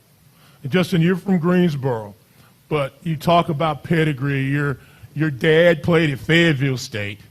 You've got an uncle that was a big-time college basketball player at Western Carolina, and you got a grandfather. We're going to put him on blast today. We're going to put him on blast. Yes, sir, we are. Paw. Yes, sir. Paw Clement Fleming, who played at Winston-Salem State. Education, athletics has always been stressed in your house. Yes, sir. So how does that transport for you now as a student athlete, the pressures of that and wanting to succeed? I think it's a very good amount of pressure for me, not necessarily my family, but just knowing that I got to do the right things, for my team and for myself, get my degree and making sure I get my education first, that the football things will come with it after that. And you've grown up knowing the legend of Winston-Salem State and Fayetteville Yes, State too, but Winston-Salem especially. I mean, I can remember seeing you running around, with your granddad and everybody at Winston-Salem in that corner, tailgating Yes, and whatnot, yes, your dad. So does that give you a lot of pride to know that you're, basically a 3rd generation or 4th generation, in some cases, Winston-Salem student athlete, and what it case HBCU for both, for you as well as your team? Yes, I carry a lot of pride with that, knowing that my family, we have a certain tradition that, within the HBCU, within the family, so it's something I got to carry. Coach, when you see young men like this, does that put a little back in it, like, yeah, we still got some good men out here that are wanting to do the right thing? Definitely. One of the things we are hopping on and we're talking about is pride. you know, not only just pride in WSSU, but pride in being a part of this HBCU football legacy. And traditionally, you know, when you think of WSSU, you think of football championships. And that's our goal, to get back to that. And I told the guys, one of the things that you're going to do to get you to that championship level on and off the field is be proud of the institution you represent. We talk about protecting the shield, the brand. This is where that comes from. Have pride in who you represent, because you represent a lot of people. Yeah. Your parents, your grandparents, your family, friends, and then the institution. So we want to make sure that when these guys leave, they got a quality education, they're proud of where they've been, where they're going, and they're going to leave with a championship. It's the end to learn, depart to serve, right? Yes, sir. Now, you speaking of that tradition, and you understand the same thing. You're going back to Durham. First game of the season this year will be against North Carolina Central, his alma mater. You all got family and friends and whatnot in Durham and whatnot. You know the Eagles. Big rivalry football game. What does playing them wearing the red and white mean to you? It means a lot. Going back to my hometown, I got a lot of friends that play for Central. I got a lot of family and friends coming out there to watch it and stuff like that. So it's a good rivalry. It just means a lot to be back in the hometown. You know, hopefully we'll get that win. What was it about Winston-Salem that attracted you, as opposed to, let's say, North Carolina Central? It'd been very easy to just stay at home and go be a part of the Eagles, or, you know, closer to Shawsling, Ogamy. I'm just big on family. As soon as I stepped on campus, it's just like everything was just family oriented. Coach, just having a coach that believed in me, take a chance on me, you know what I'm saying, put me out there in the field and help, you know, win games and stuff like that. It's just big for me. So I'll just say family. You had no choice. No, sir. Real quickly for both of you guys, and Coach, I'll let you have the last word. You know, Justin, describe your game. I talked about you being versatile and playing something, but describe your game. I would say that, you know, silent assassin for sure. You know, I like to get to the ball. You know, I don't really do a whole lot of talking. You know, I just like to, you know, let my game do the talking, really, you know, and just get after it. Major? Major is physical education. And you're almost ready to graduate, right? Yes, sir. That's very good, very good. Okay, Darius, same thing with you. Education side, what's going on? You want me to start with describing my game? Yes. All right. Describe my game is, I'll just say just aggressive, just wanting to get to it. I'm definitely not a talker on the field, which I need to get better at, but, you know, I'm definitely just a aggressive guy that just want to get out there. And I'm majoring in exercise science. How much fun, I got to go, how much fun was it to go to the Hall of Fame last year and play? Oh, it was a great experience getting to see, you know, all the history within black college football, you know, touring the museum and things like that, and just playing in a bigger stadium, which was amazing to me, and a great atmosphere. D. It was great. Just being on that stage, I've never been on that type of stage before, being on TV. It was just great. It had us ready to go, for real. Good luck to you. Coach, 30 seconds I got. Give me something that I can hang my hat on for Ram Nation. Got 30 seconds. Count clock now. As we know, it's no secret the Rams travel well. So pack your bags, because we'll see you again soon, Sam. Give me the mic. Put the mic. Drop the mic. See, there you go. We're going to figure it out. North Carolina Central, Ohio Dominican, Elizabeth City, Bluefield, and homecoming is against St. Augustine's. I'll see you later on. The Mighty Rams of Winston-Salem State. My guys. There's JD. Coach, thank you very much. Good luck to you. And Eris is in the corner, I think. If not, be sure to see the commissioner. Commissioner's there.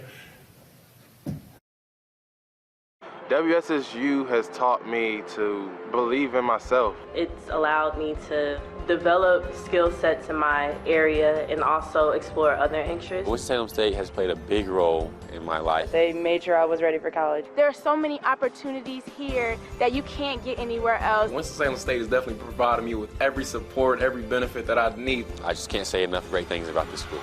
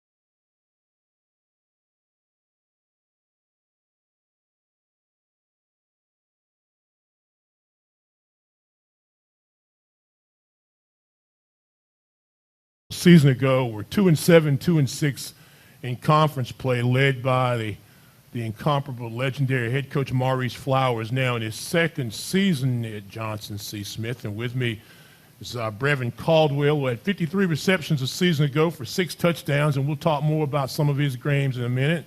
And also Jack Smith, a kid from Lakeland, Florida, right? Yes, sir. Lakeland, Florida. So they play hard in Florida. Yes, sir. And Most you definitely. did that. 41 tackles a season ago, and also had a couple of interceptions and some pass breakups. So, Coach Flowers, after getting through that first season, what are the goals and aspirations for the Golden Bulls in year 2? The goals are to be better than we were last year. We've experienced a lot of growth. You mentioned our record. There's some losses there, but we like to say we didn't lose, we learned. And we learned a whole lot last season. Brought in 53 freshmen, and there was growth every day. Walking around, there was growth. So we're glad to get through the season and had a really good off season, and we're looking to have a productive 23 season. Brevin, and I mentioned a moment ago, 53 catches, had 3 games over 100 yards in receptions, and 11, against Bluefield, a team you'll see later on in the year. Maybe not the biggest guy on the field, but one of the quickest. So talk about your transition from freshman to sophomore year, from high school to freshman to sophomore year.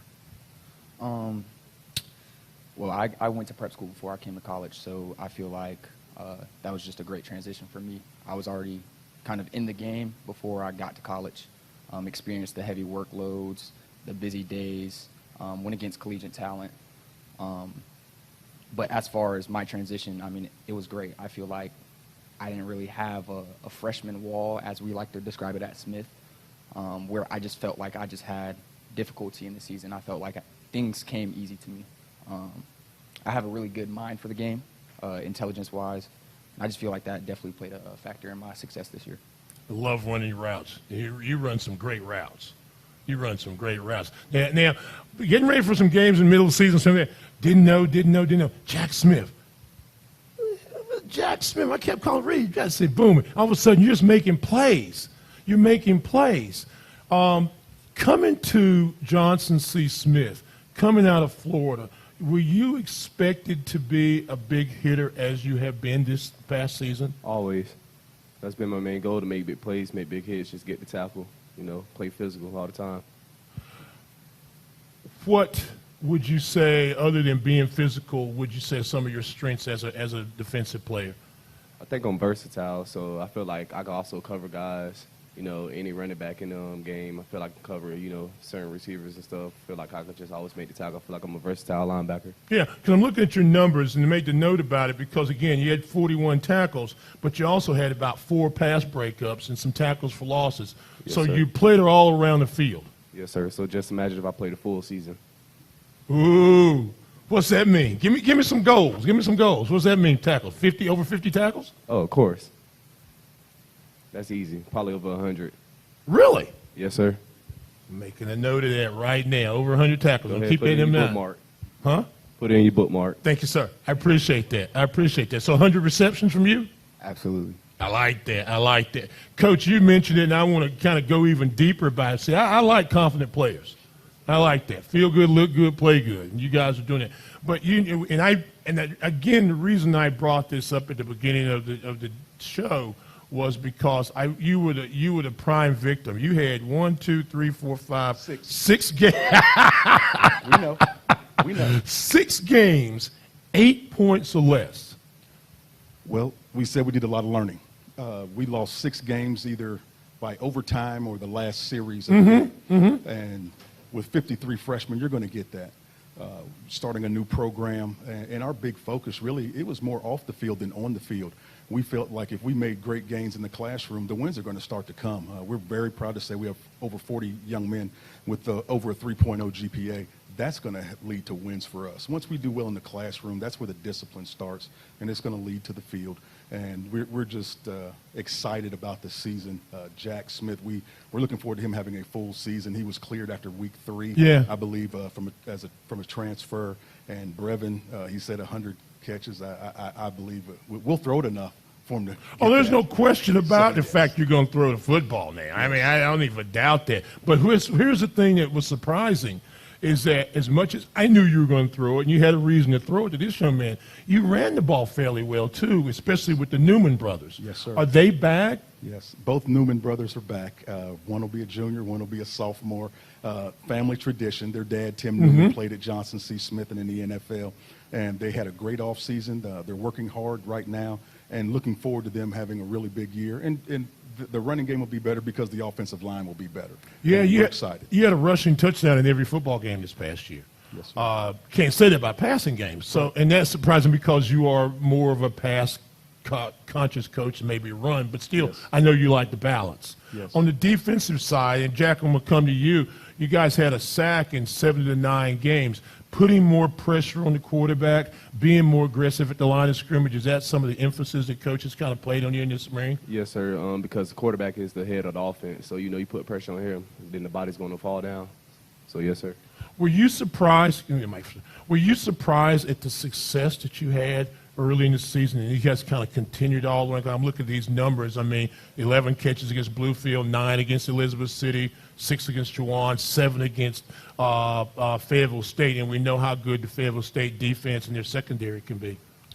I wouldn't say surprised. I feel like at any given time when I'm on the field, I can bust, one big. This is what I've been working for ever since I was 5 years old. So surprised, no. Actually, it was expected. It was expected. You're a Charlotte kid. Yes, sir. Independence High School. Yes, sir. They know a little something about winning. Yes, sir. So has that transferred over from Independence and Charlotte and prep school to Johnson C. Smith and getting a teammate like Jack that's going to hit you every time you move, Jack's looking to hit you. Has that transferred to get everybody else in that same excited atmosphere? Absolutely. Winning, it translates. So, you get more winners on a team, especially from high school, especially from these lower stages when they go up to a collegiate level. It definitely impacts the team, the culture, everything. Jack, football pedigree, right, in Florida? Yes, sir. Other than 100 tackles, what are some of the goals for you this year? Just to be a better team leader, make sure everybody's on the same page. I just want to make sure we're all together. So, once I'm focused, we're all locked in, we all can do great things together. Coach Flowers, when you have a guy like that on your defensive side, it's got to make you feel good. But there's some other guys on the defensive end that you've got to ask to step up and retain the solid play that they had a season ago. Could you share some of those guys? Yes, sir. Linebacker Benari Black had a good year for us. We're looking for him to have an even bigger year. Defensive lineman, sophomore, another Charlotte young man, Jalen Alexander, is part of the rookie team. We've got a safety, Jacoby Clement, happens to be a Charlotte guy also. We do recruit outside of Charlotte. But as many schools as there are there, and in the Mecklenburg County, in a 90-mile radius, I mean, it's a lot of people there, right? Yes, it is. But we're excited about our veterans. We have a really good recruiting class, our second recruiting class. We're excited about those young men who are on campus right now. And so we're just excited about just really our leadership. Our leadership, I'd say, is the biggest area where we have improved. These young men, they're both part of our leadership council, and they set the example, and our young men follow it. We're just excited about the new era of Johnson C. Smith University. The school have a new president coming in. We'll have a new athletic director. Our board of trustees is outstanding, and we're just excited about the investment that's being made to the school and in the football program. You talked about Alexander, 6'5", 230, 35 pounds. Again, just like Jack, you're looking forward to hitting. You just wake up hitting something. So that's exactly. And you mentioned those guys hitting people. As long as they don't hit these guys in practice, I'm okay. Well, one thing I didn't ask you about, and you played a little roulette last year with the quarterback position. Is there a number one going into preseason camp, or they're going to fight for that? There's not a fight. The reason there was a roulette was because of injury. Yeah. Our starting quarterback's Tyrell Jackson. He was with us at Fort Valley State, and he transferred. But after week 4, he went down with an injury. But when he was healthy, after 4 games, averaging 330 a game and number 7 in Division II and throwing the football. So he's back. Not much of a controversy there. But we're glad of the experience the younger guys got. So look forward to just getting better from the experience that was gained while he was out. Reverend, you're quick, and you got that new turf out there, Johnson C. Smith. So is that going to help your game? I definitely think so. The turf is definitely a step up from what we had. It's a blessing. I take everything as a blessing. So yeah, it's definitely going to help us. I know you're going to like it because you may be actually mad because you can't see the dirt on the uniforms of people you're hitting anymore, right? I mean, Yes, how does sir. it work with you? I love the turf, like Brad said. It's a blessing. You know, I don't care. We got to play in the backyard. I'm just ready to play. You ready to play? Yes, sir. What's your major? Psychology, and also I'm over a 3.0. Yeah, I say, there we go. How about you, Brad? I'm a 3.9 biology major. Smart, academic players that make plays. Is that what you like? Yes, sir. You open the season at West Virginia Wesleyan, and then you've got Walsh University of Ohio. As I mentioned, Bluefield Lincoln, and then the St. Aug game later in October is homecoming, October 14th. The schedule is challenging, but yet friendly, too, that you got a lot of those big games at home this year. Yes, we're looking forward to all of them. We've already started talking. Every game has such big meaning, but we're still on today. We're not even looking at the season. We're looking at this one day at a time, and the season will take care of itself. We know that every team is going to be improved. There's no gimmies in the CIAA, and we're just preparing for it right now, one day at a time. Got to wrap this up real quick. Short answer for this, because you quit. Why Johnson C. Smith? They gave me an opportunity. Jack? They gave me another chance at life. Why Johnson C. Smith, Coach? I know you're. I want to make my alma mater a champion. That's why. It's real simple. Yes. Winning breeds winning. Yes, sir. Success breeds success.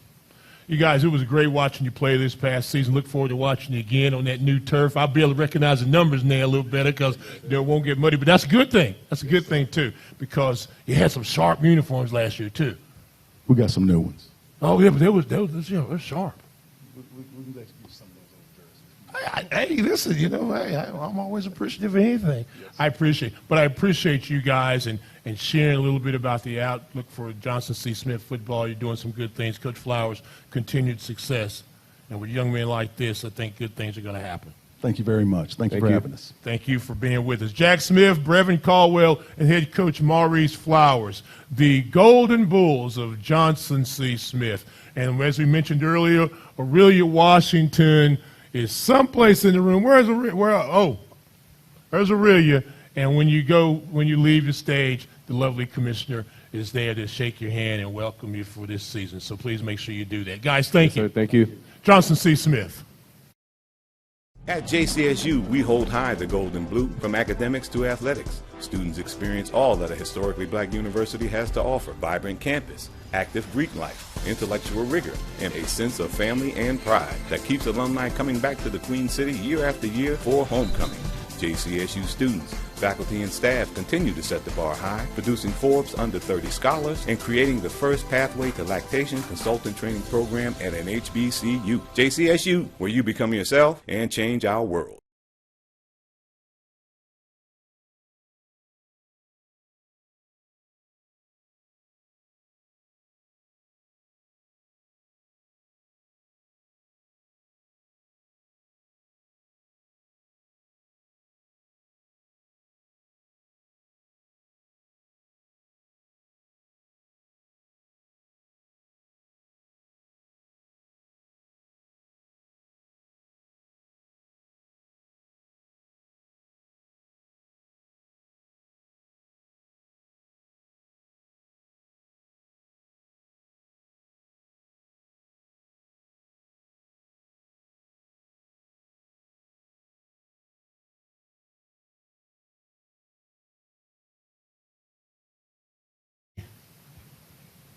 Trojans from Virginia State University, and now in his second year at Virginia State is Mr. Henry Frazier.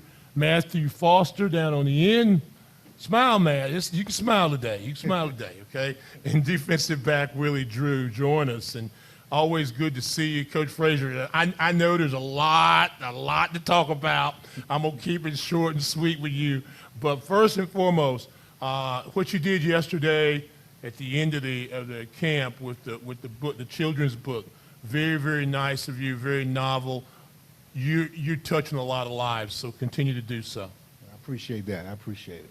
Now, you touched a lot of lives last year, and 6 and 4 season, not where you wanted it, but I think considering when you got the job in late May to get 6 wins in the CIAA and a couple of games that were just that close, I think that's a pretty good start. Yeah, most definitely. We definitely left a couple on the field, so to speak, but I thought the guys bought into what we were trying to sell, and I truly believe we're one of those teams that has a chance to be pretty good this year. Number 2 in the conference last year in scoring points, averaged about 30, and 7th best on defense. So again, will there be a continued emphasis on pushing the ball down the field and making those big offensive plays? No doubt about it. We returned 10 starters on offense, and we have a nice battle at quarterback that's brewing in from spring ball. And I think from an offensive standpoint, I expect us to improve. The language is the same. The schemes are the same. So the young men have a great opportunity to get better because it's the familiarity with our offense. Matt, you had a very unique season last year where you had one of the best running backs in the country and you blocked for him. So what are your goals now? Because he's not there, but you got some other good backs. How do you attack the season as an offensive lineman? Dominate. I come in. So I'm attacking the season by dominating, running the football, keeping our same scheme, and just working hard up front, like we continue what we was doing, and build off it from last season. You guys only allowed 21 sacks last year. I know that's something, protecting the quarterback so vital, but you got to be very proud of the fact that he didn't get dirty too much during the course of a season. Right, and definitely that's one thing we want to do is protect our quarterback, especially me and the rest of the offensive line and our backup guys. We just want to protect our quarterback. I mean, look at Willie, can get the mic from Coach for a second right there. Again, we talk about a great season, 40 tackles on the year, did a lot of things in coverage, had 5 interceptions, one of the top 10 guys in the CIAA. Describe your style of play. Relentless. Go get it. When the ball in there, go take it. If the running back run into you, tackle him. That's simple. A lot of guys today, Coach, are talking about see ball, hit ball, get ball, that kind of stuff. This guy's like that. Now, are you very good in do you like press coverage? Yes, sir. I'm all around. So off coverage, press coverage, it doesn't matter. Coach, you mentioned the fact that you've got 10 guys returning on one side of the ball. Talk about that defensive side. Yeah, we'll definitely be much improved from a defensive standpoint. I thought, we kind of the scheme that we run is team friendly in terms of you have to do your job, you have to do your assignment. If you're one of those guys that want to freelance and you jump out of your gap, or you peek it in the backfield from the back end, we're exposed. So I think the guys understand that concept. And again, we lose 2 starters on off. We return 9 starters. Well, from last year, 9 starters. Right. But I'm not saying all 9 of those guys will start this year, but they'll be on the team. Yeah, well, it's competition. No question. Because I'm not going to call a number, but there are a lot of new faces in Petersburg. There are a few new faces. There are a few new faces, and we had a pretty intense spring, and I think it's just a wake-up call into how I want to run a football program in terms of we're going to compete in everything we do. We're going to compete in the classroom. We'll compete in the cafeteria. We're going to compete in everything we do. And then they call me Coach 50. I change every week because my guy, whoever's doing what they're supposed to, they're going to be the guys that play. I'll change up on them with a smile because I'm going to do what's best for our program. And we'll bring 120 into camp. And the top 22 going to start that first week. If they no longer do what they want, I'll put another 22 out there the next week. You got the numbers. You can do that. We got the numbers. Matthew, you talk about that, and you're one of those guys that are expected to be one of the leaders on this football team this year. Again, 6'7", what is it, about 315, 316 in that neighborhood. You blocked, and I mentioned a minute ago, for a guy that's in a pro camp now, I think, in Darius Hagans. So does that give you some motivation now for your own career, maybe the next level? It definitely does. Talking to Hagans and just hearing from him, it definitely gives me some motivation that it can be done. Small school, D2, and he's doing it. Other guys are doing it, and it definitely, I think about it every day. Which is better for you? And we talked about it at the beginning of the McDuffie Maker. Which do you like better, run block or pass block? Or does it matter? I like pass.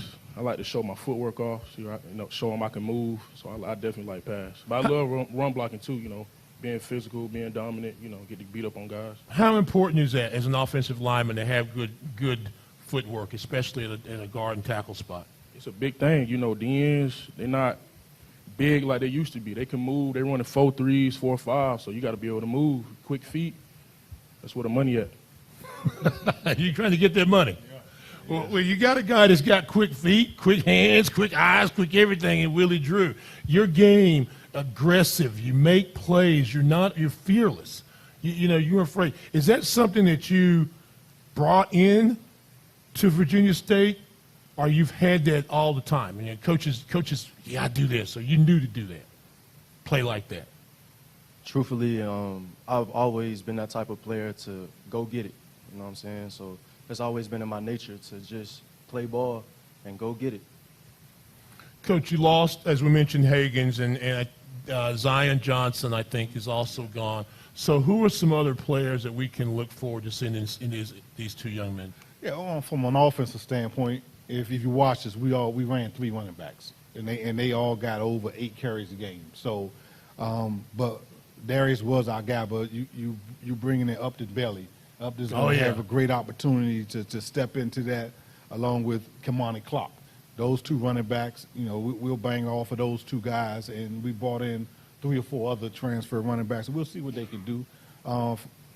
From a quarterback standpoint, we have Romello Williams and Jordan Davis. Those 2 guys, it's going to be fun to watch them 2 go at it. All our receivers return. We got some really dynamic slot guys, and Roy Jackson and Tyleek.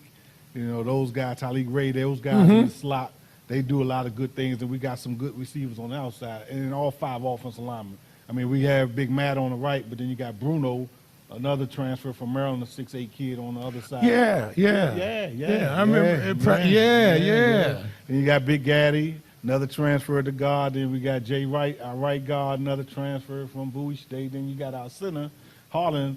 And then the thing about that is, on offense, we have about, out of those starters that I named, 7 of them in graduate school. So then you go on the defensive side of the ball, we got some kids like Cam Davis who set out. He's going to be really good in the middle from a defensive lineman standpoint, and Pillow Smiley, another graduate student from the defensive end standpoint. Then you look at our linebackers, Tyrone Fisher is going to have an opportunity to return, who was one of our leaders on defense, and then in our secondary, it's not bad back there. Well, real quick before, just real quick, special teams, kicking game. Yeah, that was a key heel for us, so we addressed that issue. We signed us a couple of punters and the kicker, and they'll be there August 7th. What's your major, Willie? Health and physical education with a minor in recreation. And how many more seasons do you have? I have 2 more seasons. So you still got some more time to do like Matt said, work on make that money, right? Yes, sir. Play a little football. Matt, what about yourself? And you have come in with some high accolades. The last few seasons, Virginia State has always had one of the best offensive linemen in the CIAA, and you've fallen right in line with that. So your goals not only for Virginia State but after graduation. My goals is definitely get to the NFL. That's the biggest goal I have. Like I said, Hagen's doing it, other guys are doing it, and that's trying to get that money. That's what about. Both of them graduated, right? Yeah. So if it doesn't happen, you're already set. Yeah. What was your major? Physical education with a minor in sport management. Okay, very good. So you guys are getting it done, like you said, Coach. Real quickly, I wrap up. Norfolk State's the first game. Then you've got a very good Tusculum team that was 8-3 last year. Norfolk State was 2-9. So getting that rivalry going, and Labor Day Classic, St. Aug, Livingstone, Bluefield's homecoming game. Real quickly, just an overview of the season, your schedule. We'll know in the first 2 weeks what kind of ball club we have. We'll know right away, and then as we get into conference play, we saw what happened last year, so we'll be ready for those conference games. Yeah, it's hard, when you're playing some really good teams non-conference and beating them, and then you get in conference play, and you're playing some teams that are really, really good too, and you think you're doing good, and bam. No, with that division we in, there's no weekend off. No. So we'll be ready. All right. Well, I know you will. I know you will. So there is no question about it. Just knowing you and the success you've had at different schools, and then also, just being in on practice a couple of times. You've got some great young men leading you. So continue to have some success.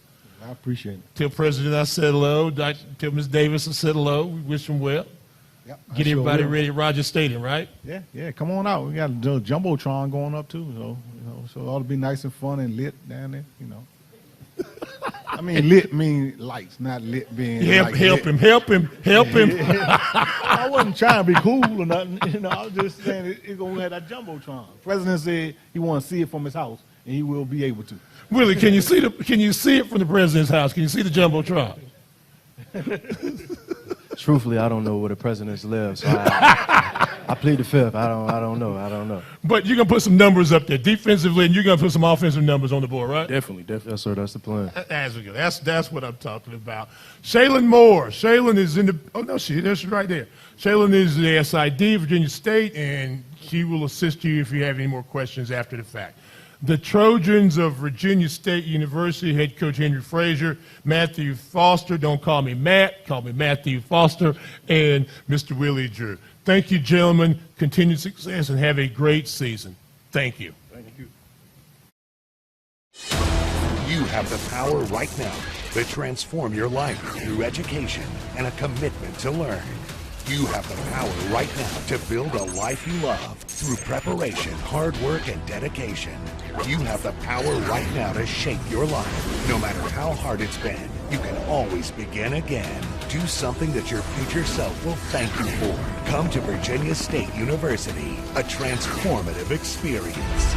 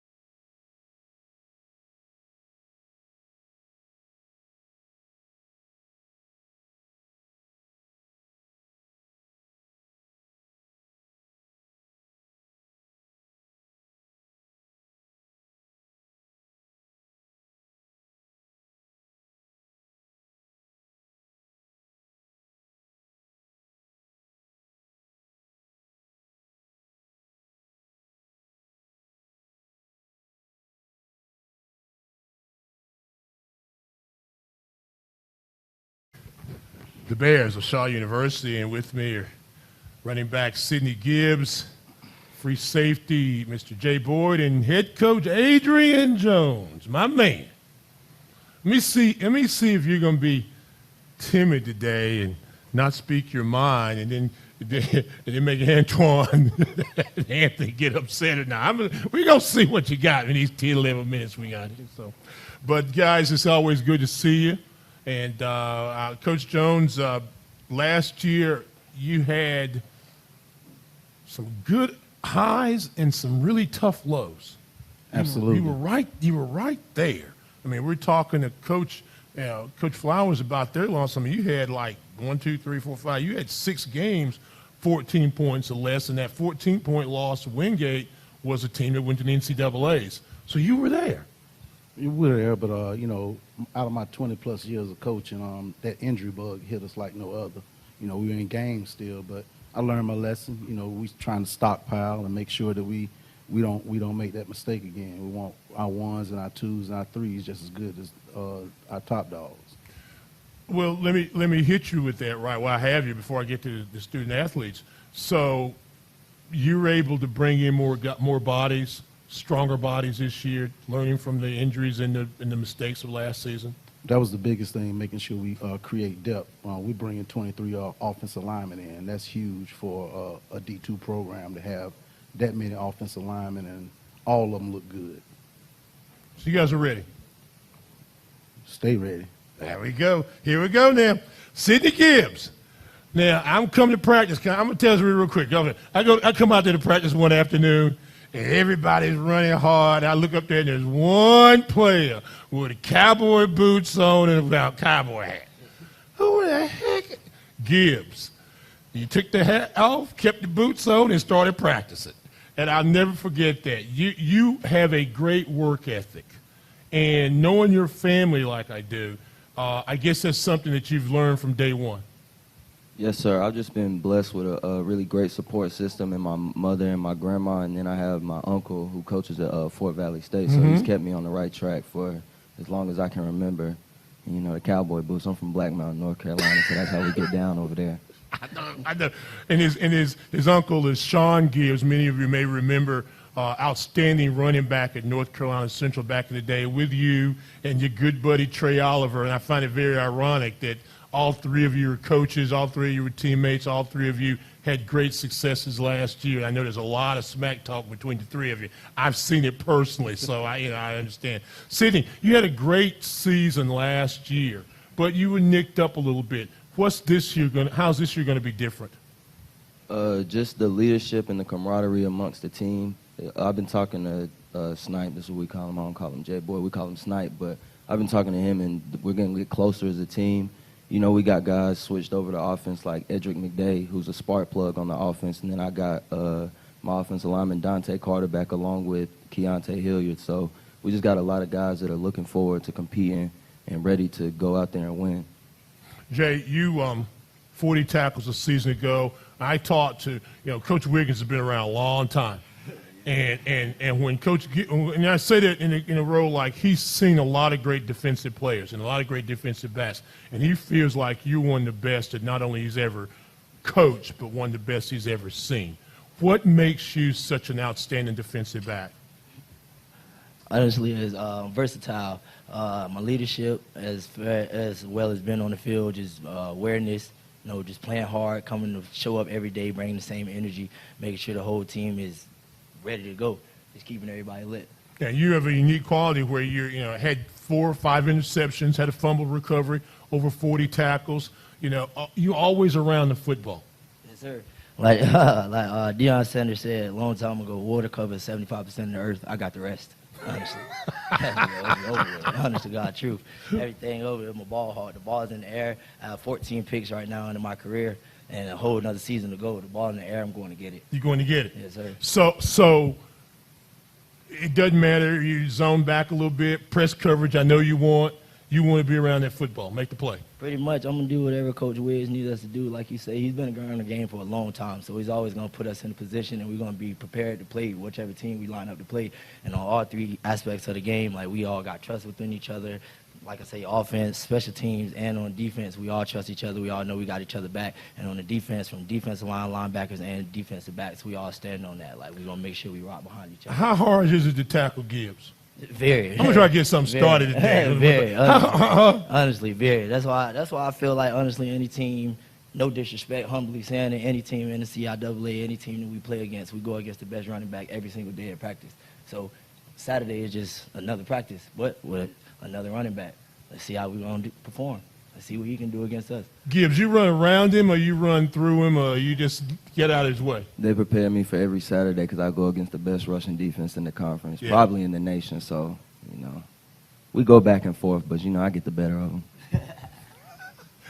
Duly noted. Duly noted. Coach Jones, you again, offense has been your thing, but last couple of years, and we mentioned Wiggins, and you've got some other good assistants, but the defense has made plays when you had to make them. What are the improvements you need for the defense for you to be able to get over the hump this year? Well, like you said, defense have made plays in the back end. We were like 4th in the Division II football in interceptions. All those guys are coming back other than Jaleel Stroggins. But you got a guy by the name of Elijah Wilson who was on all-rookie team, Keithio Carson as well, and Jaden Clark who had 4 picks. So we just got to stay consistent. The biggest thing is we got to score points. Mhm. I didn't think our defense has held it up since I've been here. We got to be dynamic on the offensive side of the ball, and I think we got the tools to do it this year. All right, tell me about who looks like the front runner to start at quarterback and some of those wide receivers. Well, like I said, I've been talking. It's no secret. On day one, Christian Peters is going to be the starting quarterback, but we're going to go with a two-headed monster. You got Silas Cruz, who transferred from Livingstone, and you also have Patrick Blake, who got some playing time last year. So I'm very excited about seeing those guys play. And Christian's going to play some wide receiver too. So now we're going to make that defense have to think what we're going to do. You still with me? I know you. See, you'll leave me in a second. You've had a great career, and I was trying to do a little research, and late last night, you're like 151 carries away from being the all-time rushing leader as far as attempts at Ciaa, and about 345 yards from all-time rushing yards. So I know you, and I know how you were brought up. Records don't mean that much to you, wins do. But what would it say to you if when you leave here, you're the all-time rush champion and all-time yards? Marquise Grizzle had 3,031 yards, and you've got, where are my notes here? I can't read my own writing. You got, you got a lot. You got a lot. 625 yards is what they got for the season for Leather. So. Yeah, it's honestly a blessing regardless, but honestly, if we don't win any championship, it doesn't mean nothing to me, honestly. To be honest with you, that's what I'm here for. I came to this program to change it around, and now this is my last year, so I'm here to win. I'm not here to play with nobody's kids. Every game for 10 games, I'm going out there to win. I like that. I like that. Because you've had some big ball games. Now, speaking of big ball games, you guys had the dual-edge running backs last year for a couple of games also. Does he have some help in the backfield? Is he going to carry it all himself? Well, he's gonna be the workhorse, but we're gonna have somebody to feed off of him. You know, we got I think we got 8 running backs. So whoever steps up behind him is gonna be that guy. But like I said, I like that depth. And I want to go back to what you were saying about the defense. His brother Savion Gibbs. I was thinking he was gonna give him some depth, right. But he didn't. A main defensive tackle. You got Mark Shannon, who hasn't played in a couple of years. He was actually on an all-rookie team before. He's back. So look forward to just having an all-around football team. All three of you, any one of you can answer this. You're very challenged as we wrap this up. You opened up with a team that played the NCAAs last year in Benedict, 11-1. You're playing them down in South Carolina on the field. It's going to be warm down there in Columbia. But you play them. You got Union. You got Bowie early on. You've got a very, very challenging schedule for a team that I think really wants to turn the corner and be back here in November. Are you ready for the challenge? Yes, sir, completely. We're completely prepared for it. The first game, we're going to Benedict, and we're in South Carolina. That's my hometown. So we definitely got to put on the show there for sure. Every game after that, we're going to take it one game at a time, and we'll make sure we're prepared for it, both offensively, defensively, and special teams-wise. Mr. Gibbs? I'm a firm believer in actions speak louder than words. So from game one, that's where we go. Major?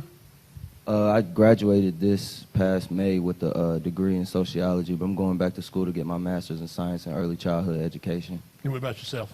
I majored in exercise science. I got a minor in psychology. Very good. Very good. Because I know you were one of those guys. Both of you were the awards when we were at the awards dinner. Remember, I was at the awards dinner. Yes, sir. And didn't get a chance to really say hello, but I knew you were top academics as well as athletics, and that's a great balance. And again, a great family. Last word from you, Coach. Well, speaking on the academics, we had 19 guys that graduate, and out of those 19 guys, 16 of them are still playing football, and out of those 16, 13 still got 2 more years to play football. Absolutely awesome. You getting it done. Academics, that's student athletes. Yeah. That's what they're here for, to get an education and to play good quality football. And Dr. Dillard, and then of course Mr. Knox. You've got some great leadership people that want to make sure you succeed academically, athletically. So you're doing it. And these are 2 young men that they're like known them forever and have fun with them and see you practice. So you guys very, very proud of your accomplishments on the field, both of you. And don't ever forget that. We're very proud of what you guys do. And Coach Jones, thanks, man. Thanks, man. Thanks, man. Anything you done? Gibbs? About the schedule. Yeah. One of the toughest schedules in the country. We're going to know who we are. Game 1, we're going to know who we are game 2, because Virginia Union, Bowie State, Virginia State, yeah. The list goes on. This conference is tough, and we can't take anybody for granted. Nothing easy, is it? Nothing's easy. All right. Well, look forward to watching you guys play, and I'll see you over there in the field. See you in that corner. Cowboy boots, and I may wear some boots this year. Got to get you some. Hook me up. I'm going to go up to Black Mountain and get me some boots. Heavy duty steel toe. That's what they were. They were steel-toe boots. That's 102 degrees out there over at Chambers Park, and you got them, and you were running. That's made you the running back you are. Guys, congratulations on the success. Thank you very much. Sidney Gibbs, Jay Boyd, and head coach Adrian Jones. Welcome to Ciaa University, a place where history is made, leaders emerge, and transformation begins. At Ciaa University, you will learn from dedicated professors and meet lifelong friends. You can take part in over 30 different academic and service organizations. Get involved in Greek life, sports, or the Platinum Sound Ciaa University's notable marching band. Ciaa University is the right place to grow, learn, and explore.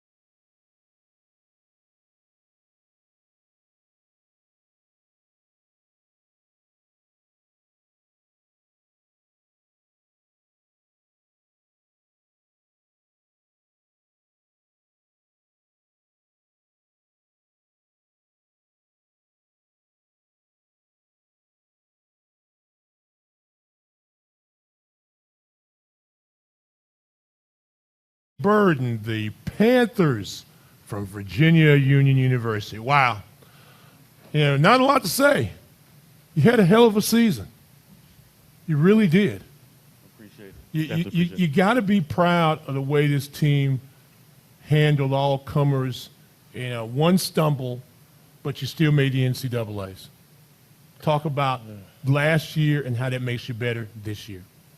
Last year was a great season. Again, didn't finish it the way we wanted to, but we accomplished a bunch of goals. You know, I think, we won more games than we had won in a while, and we were able to have a home playoff game, which is huge. Yeah. And we got a lot of players of the years, a lot of postseason awards, but we did not secure the big prize.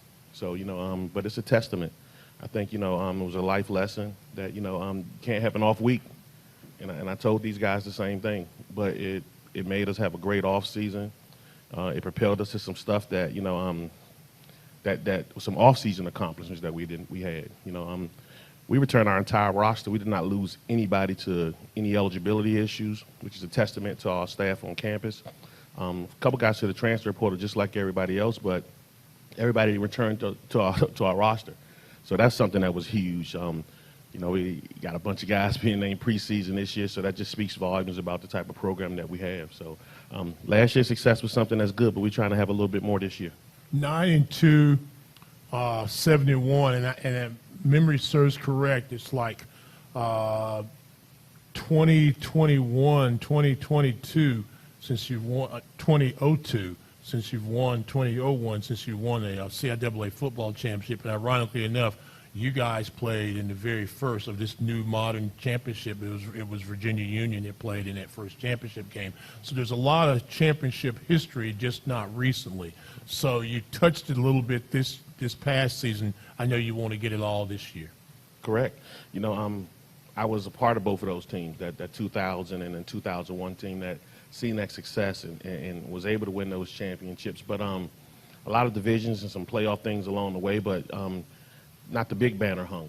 So that's the goal this year, and I think everybody's around the program looking at that, and everybody knows what it is. It's not a whole lot to talk about. We have an excellent roster. Our coaches do an excellent job. And our biggest thing is retention. You know, we want to make sure we maintain the roster. You know, we don't have a lot of guys leaving the program and going different places. And that's why you look up and you see as many guys we have on preseason teams and, you know, on national teams, All-Americans and all those things like that, because we feel like, you know, we do a good job of player development. Mr. Burden. Yes, sir. In the top 20 last year as far as sacks go, one of the big hitters on this Virginia Union team, and we talked about how great it was. Where do you get better as a player? I get better every day in practice. As of right now, I'm getting better during the off season, working on my conditioning, flexibility, strength as well. Were you surprised at the success that your team had last year, especially on the defensive side of the ball? I mean, you only gave up about 17 points a ball game. You were one of those defensive leaders. Did that shock you that, wow, man, we're pretty good. We're going to get better? Not at all.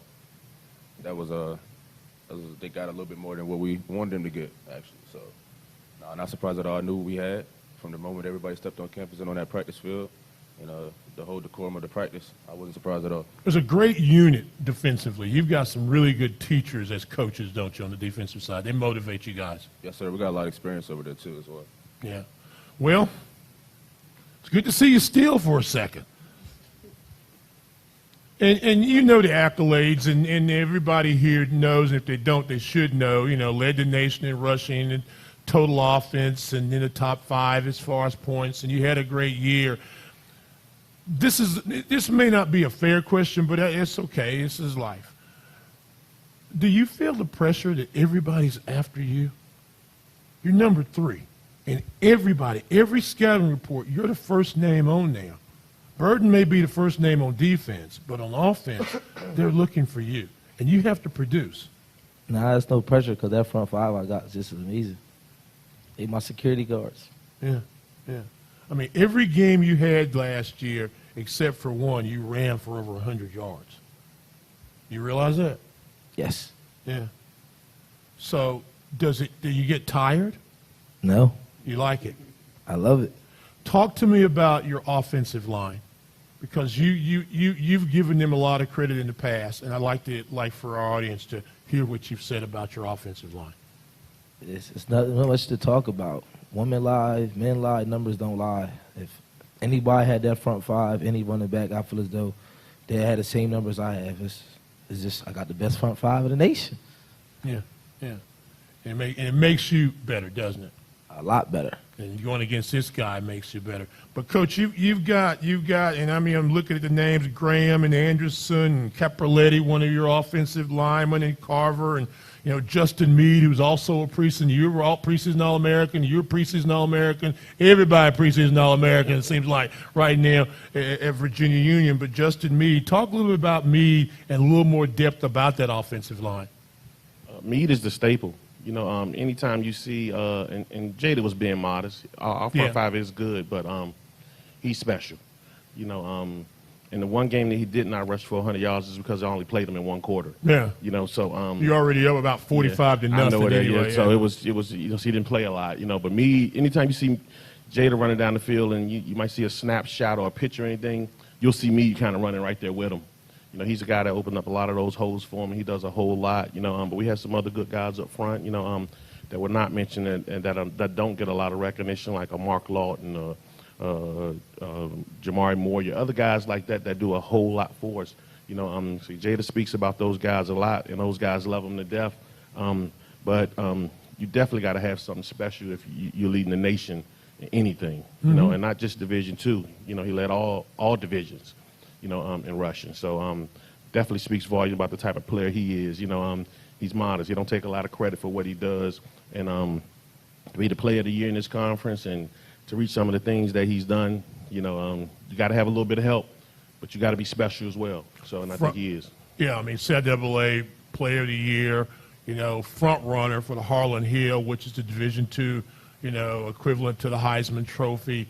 And again, giving the great program of Virginia. Virginia Union is one of those unique schools. There's a lot of great history, and it continues to grow. There's a great infrastructure at Virginia Union. Mr. Burden being another one of those great defensive players. And I asked these guys about it, but how do you describe your game? Because you make tackles, you get some sacks, you get in pass, you know, you rush the passer, you'll deflect the pass if need be. Describe your game. My game is modeled off of James Harrison. Yeah, I like to stop the run. The main focus is stop the run. Earn your right to rush the passer. You know, a lot of guys just want to get after the quarterback, but if you don't stop the run, they don't got to pass the ball. So the main goal is to stop the run, make them pass the ball. When they have no choice but to pass the ball, I'm going for the quarterback.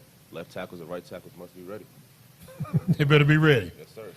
Like Jada said, that offensive line, I practice against them every day. I've also played, Division I, FCS football, and I can tell you that it's not much of a difference. It's not much of a difference just at the FCS level. They got guys that are 6'7", 6'8", and it's a lot of guys that are 6'7", 6'8". The only difference we got is, 6'5", 6'4". Brains and quickness for you, right? Yes. Brains and quickness. 40 points a game you averaged this past season. Does that escalate, or does it stay where it is, or does it go down? Because all eyes are going to be on him. You got some other weapons. We definitely got some other weapons. So a lot of people probably will key on Jada. And that's fine. But a lot of guys like playing with guys like that because it gives those guys a chance to show off. But the 40 points of the nation led all HBCUs, every division, SWAC, MEAC, SIC.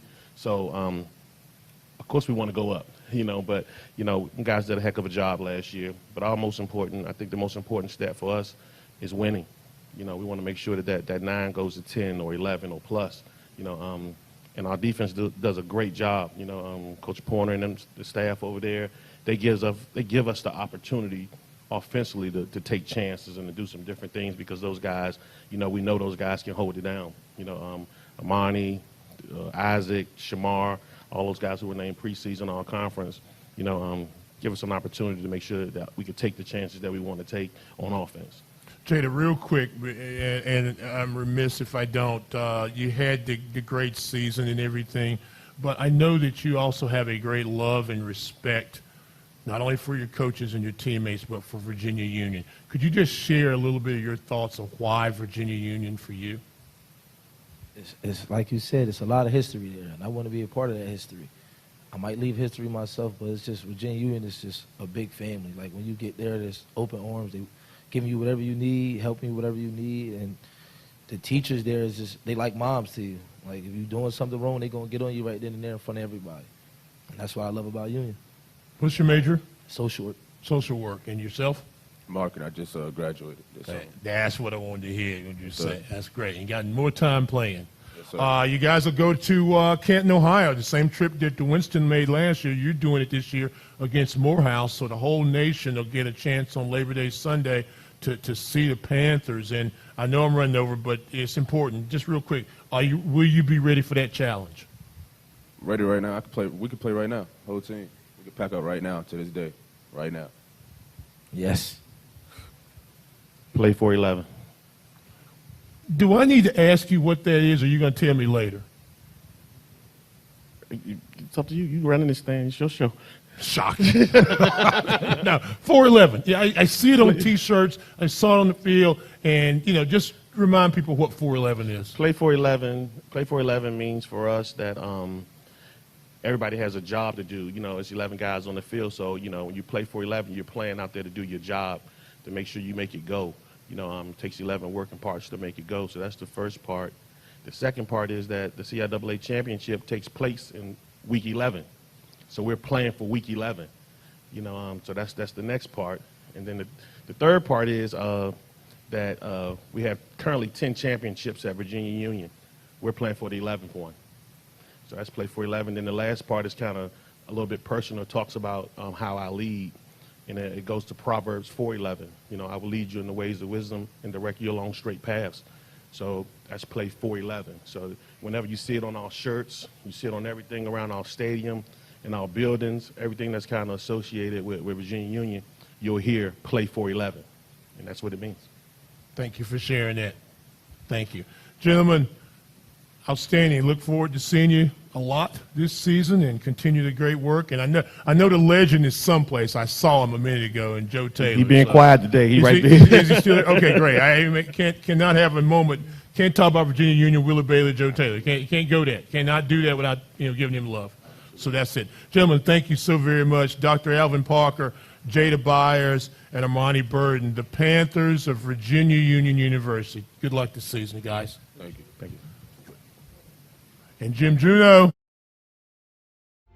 For For some people, university is just another series of classrooms. For others, it's about finding purpose and value as you define what will be your life's work.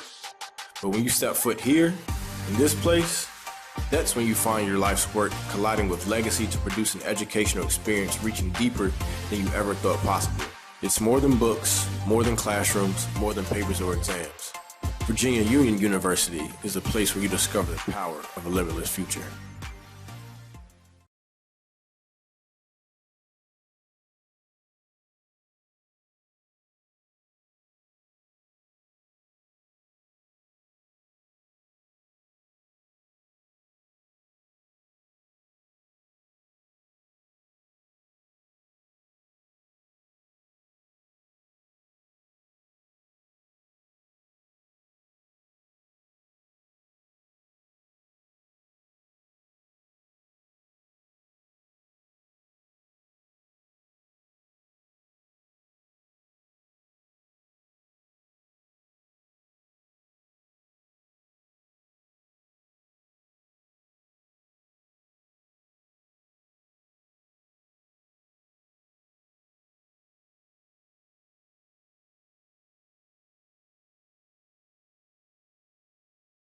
Kyle Jackson joins us now in his second season at Bowie State University, and he brings with us Sean Hinckley and Mr. Keith Williams, and two outstanding young men, not only on the field but definitely off the field, and type of guys you can build a program with, and you're doing that. Absolutely. Your own program. Yes, sir. Talk about for a second the experience of last year, being the first-year coach and coming in with all the accolades of Bowie State, and now all that goes to you, and then being able to be even better this year. Coming into last year, following behind, Coach Wilson, he did a great job with the program, understanding that I was a part of the program when he took over as head coach. So I've been following his lead for a long time. So having the opportunity to take over at Bowie State University last year, man, it was a pleasure. And I can't thank A.D. Dowdy and Dr. Bro for the opportunity. And I can't thank my guys enough as well for embracing me and taking me on as the leader of the program at the moment. And having the opportunity to have a great support system with my assistant coaches, it was a great experience. A lot of people talk about the expectation of Bowie State football. We finished 6-4 last year, but it was a lot of stepping stones that we had to take last year to get back to where we are to this day. And you just mentioned, you talk about having great players or great young men around you. Keith and Keishane are both two guys that represent what it is to be a Bulldog on and off the field. They excel as great teammates, but also great students as well. Both of them are actually in the process of pursuing their master's degree. So it's about building young men, and building young men, great young men is going to build great football players, and that's how we continue to have our success at Bowie State University. Keith Williams, 47 tackles, 3 interceptions. I love the versatility in a lot of the guys we have today, 6 pass breakups, and you had the big 10 tackles against Elizabeth City. But what I want to know is, where'd the name BAM come from? High school, I was a hard hitter. I'm not the biggest, so I approach every tackle the same. I'm gonna knock you out, you're gonna knock me out. So that's what I try to do. You also return kicks sometimes, or you did. More in high school. Yeah. We got some fast guys at Bowie, so I leave that to them.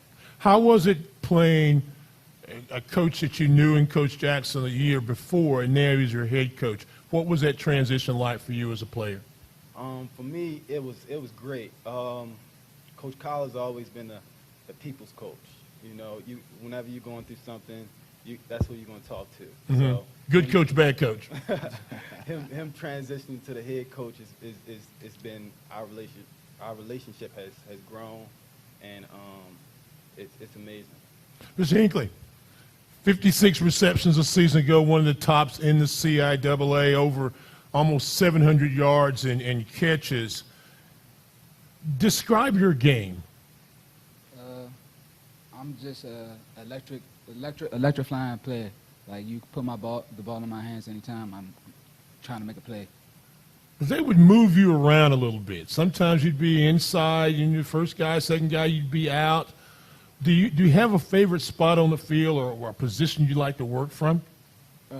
Yeah, I like the slot a lot. Like slot? Yeah, I like the slot a lot. It gives me area to move against safeties, especially when they're off of me. So it gives me a lot of space to work. When you see that matchup and you get that linebacker against you, do you start drooling a little bit? Yes, sir. Yes, sir. So hammer time, right? Yes, sir. Touchdown. Coach Jackson, you've got these two young guys that made big plays.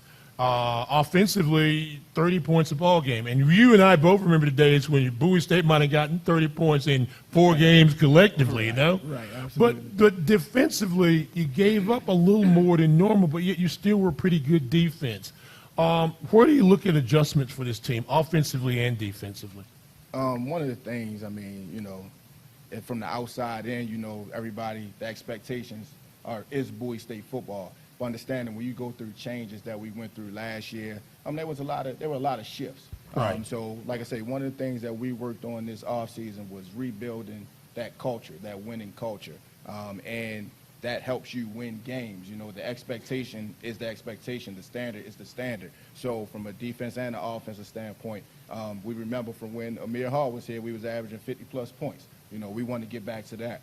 Back in the day when Coach Sewell was here, when I was playing, we were giving up maybe 200 yards a game. We want to get back to those numbers. But it all started with the culture. And that's one thing that we harped on this offseason was just maintaining our culture, getting back to what Bowie State football is.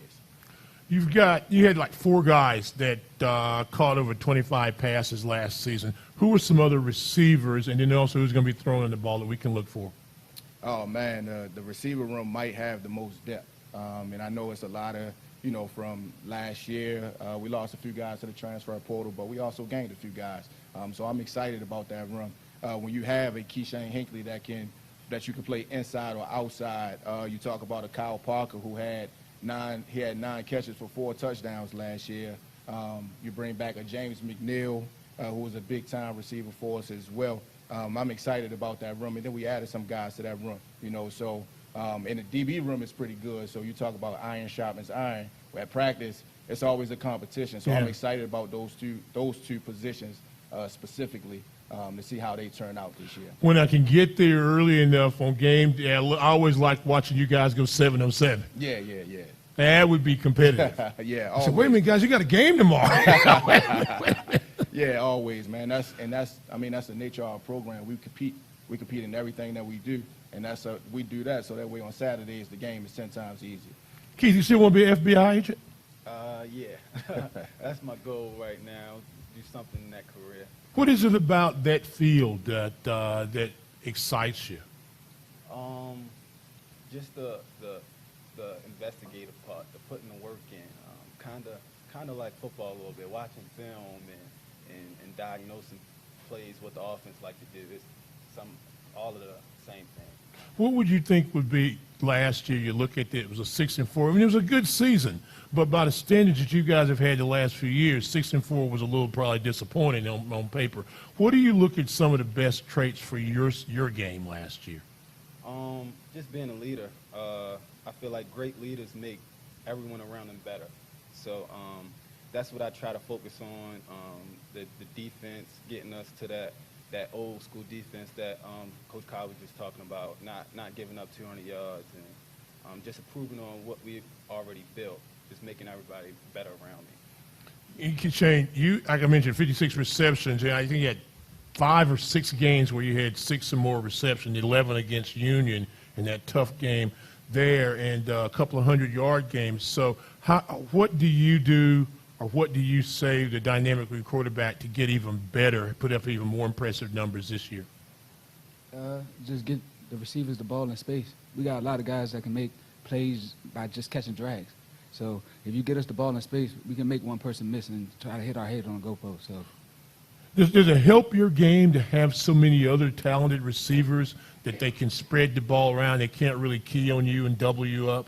It does, because I can rely on 4 of us, 94 of us. It's a lot of us in our group that can just go out and make a play. Yeah. So it's not just me making plays, it's a collective group. Coach, you opened the season at Delaware State. You've had some battles with them over the last couple of years. So and that's a big, big D1, D2, MEAC, Battle of the Road game. Davenport out of Grand Rapids, Michigan. And I think they were like 8-3 last year. So you're not traveling there to play a team that is bad. I mean, it's not a vacation. Shaw, St. Aug, the early games, homecoming against Virginia State. And, there are a lot of games that you you just check the schedule. When is it? And Virginia State, Bowie, not to take anything from any of your rival game, but that game has always been special. Talk about the challenges, please, of this season and this schedule. Well, kind of like the past, we always want to put together a schedule that is going to challenge our guys and give us the opportunity to see where we are as a program. And we also want to put our program on display. Like I said, we always, it is great competition within the conference, but we also want to show that the CIAA can play with any conference that's in the nation. So we always try to find that out-of-conference game to put, this HBCU CIAA program on display. So I'm excited about the schedule. We worked hard together to try to get this thing going. It was kind of hard to find a week 2. Honestly, so Davenport ended up, we ended up getting an opportunity to play Davenport. But I'm excited, man. This offseason was great. The guys worked hard. The coaches worked hard. Like I said, I know I mentioned it before, but I want to shout out my assistant coaches. Coach Goggins is here with me. He's my offensive coordinator. Coach Avery Williams, who is the defensive coordinator. Coach Gerard White and Coach Maurice Park, just to name a few. Those guys work hard day in, day out to prepare the guys for to go to war every Saturday, so we're taking our steps to position ourselves to get back to where Bowie State football is. Yeah, I know you keep Goggins around here about 425 yards of total offense, so I know you're happy to have him ride with you. You've been excellent on the whole trip down here probably. That's good. Absolutely. You got to go in a second, but Mr. Hinckley, I talked to you, and you got so many things going for yourself. What's the great thing about being a Bowie State Bulldog? The great thing about being a Bowie State Bulldog is like family. Like when I first got to Bowie, I don't talk much. So for them to get me to talk a lot and stuff like that, it's just a family atmosphere. And you've already graduated. Yes, sir. And what are your master's is in what now? Organizational communications. Organizational communication. Bam! That's all you got to do is say bam. See, when you say it, he smiles. You say, yeah, that's me. That's me. You already graduated, right? Yes, sir. And the FBI agent, we're kind of putting it out there. But what other goals and aspirations other than football for you? Get into my career and I guess just focus on family. Football requires a lot, and you miss time with your family. So I guess that's a goal for me, is to get that time back with my family once I get everything I want to accomplish this season. Home for you is where? Baltimore. Baltimore. How about yourself? Laurel, Maryland. Say it again? Laurel, Maryland. Laurel, right around the corner. Yes, sir. Right around the corner. So your local guys and family get the chance to see you both play a little bit, I would imagine. Yeah. That's good. That's good. Kyle Jackson, you got the last word. 30 seconds. Give it to me. Well, Stan, we go back. We got some times from back when I was roaming the CIAA. But I just want to thank everybody for the continued support of Bowie State football this past year. I'm looking forward to getting back after it. And we, bite down. You come check us out September 2nd at Delaware State. Sounds good. There we go. Gentlemen, it's always good to see you. Tell everybody I said you mentioned them, Dr. Bro, Dr. Dowdy, Miss Creek. Tell us, said hello, and all that good stuff, and we'll see them as the year goes on. But continued good success. Kyle Jackson, Keith, Bam Williams, and Ciaa Media, the Bulldogs. A new helmet this year, huh? That's a little different. Huh? A little different swag. A little different, yeah. That's a little different. That's a little different. The Bulldogs of Bowie State, and we'll see them on December. Wow. I'm thinking about playoff. That was a good playoff run last year. You're talking the national championship. There we go. We'll see them on November the 2nd against Dale State. Thank you, gentlemen. Thank you. Thank you.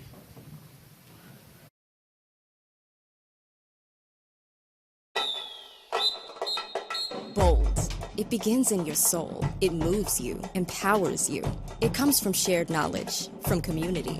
BOLD is born at Bowie State University. It's how we prepare students to break barriers and change the world. It's an affordable, world-class education focused on nurturing those ready to take charge. So bring your BOLD. Visit Bowie State University today, on campus or online. Bowie State University, taking tomorrow boldly.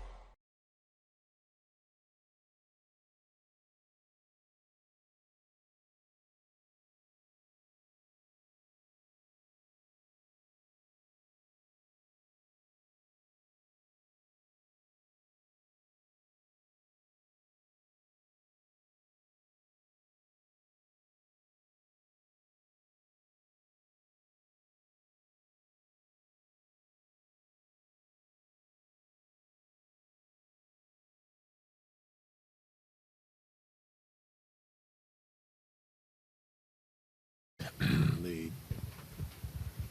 2022 CIAA champions, the Broncos of Fayetteville State, and I'm figuring this thing out. And unless I got it wrong, you're the dean of CIAA coaches, I believe. I just sat over there and thought about that. 8 or 9 years ago, I was a new coach in the league, and all those guys are gone now, and I'm the one that's the oldest. You're still standing, yeah. I'm still here, and I'm proud to be here. I'm very excited about the upcoming season. And let's get on with this interview. Let's get, because you know, don't you? Yes, sir. Gerald Simpson and Caden Davis are joining us, and I'm gonna take this. I'm gonna go real quick on it because I know you, and we've kicked it a lot together about this. You're a forward thinker, but I do want you to, on a serious tip.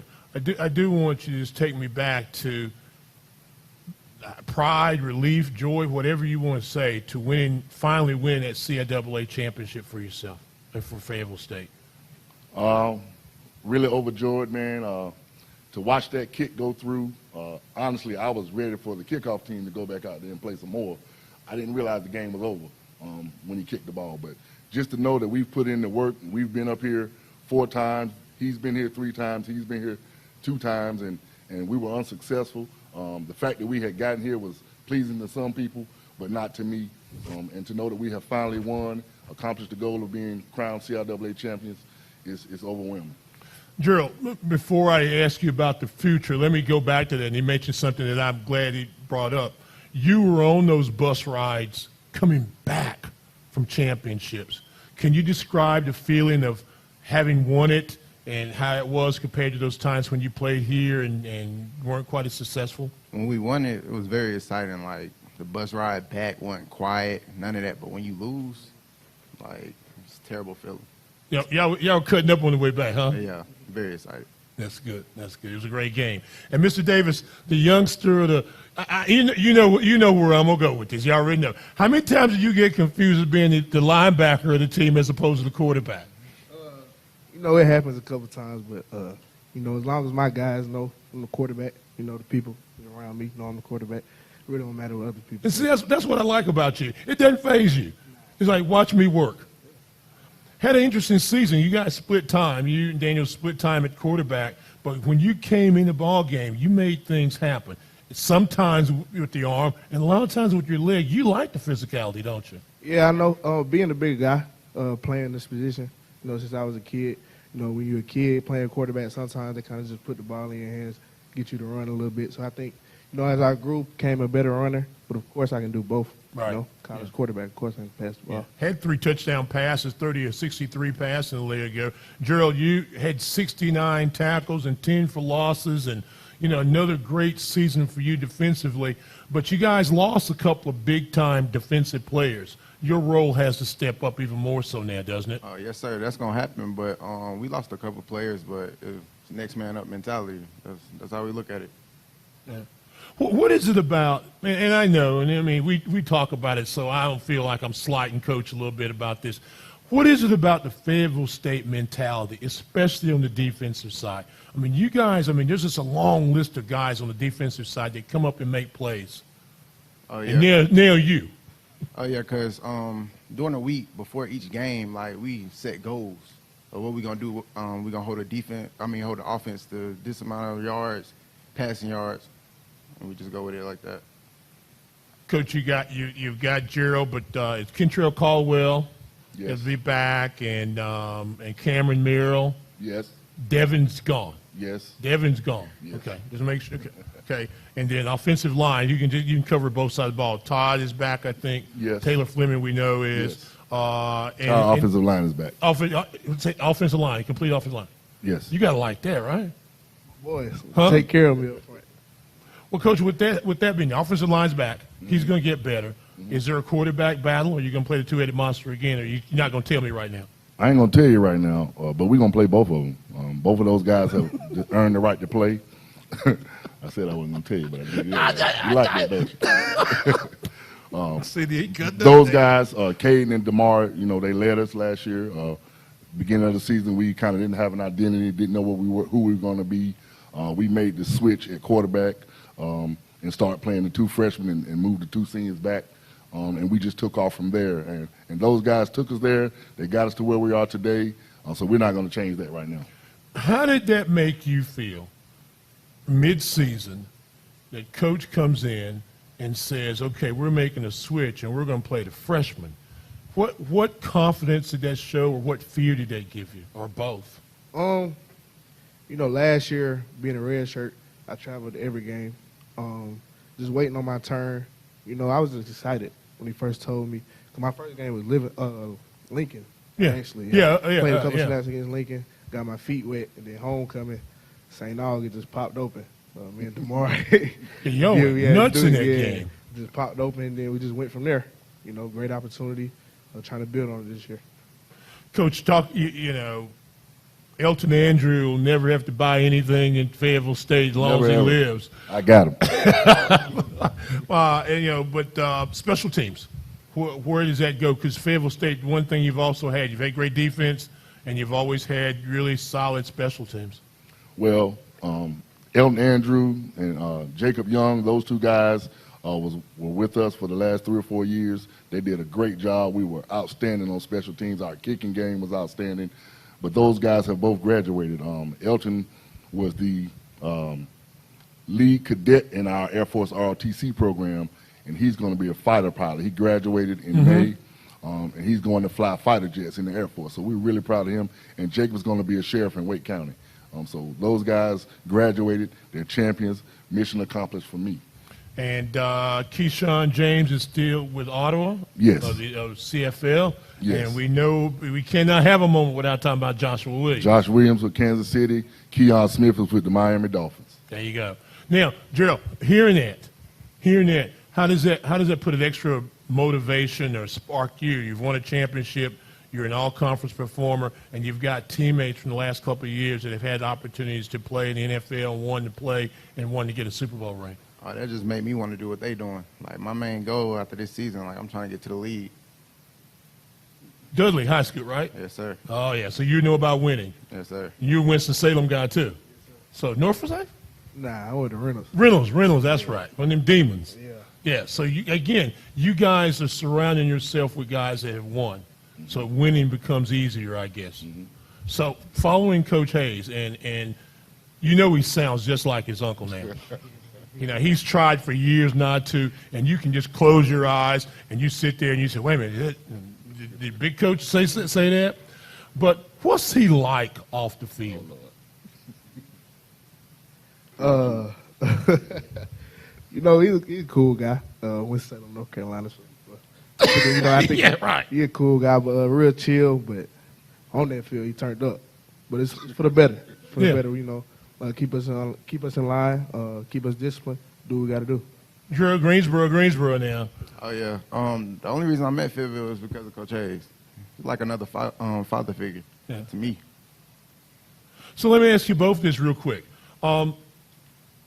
It would be very easy with 5 visits to the CIAA championship, and then finally winning it, for you guys to be complacent, like, okay, we did it and we're done. Is there any complacency in the Fayetteville State camp now?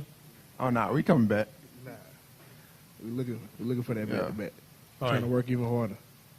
Well, there's some teams out there that are looking for you, they're gunning for you. Hayes was talking about it. That's the first thing he said to me yesterday. Oh, they're after me. You know that? You ready for it? You ready? We want all that. Want all that smoke. Sure. I ain't ducking none of it. How about you? We want all that. Oh, so you're gonna throw them out there? You're gonna let them be? You're gonna let them take the hit, huh?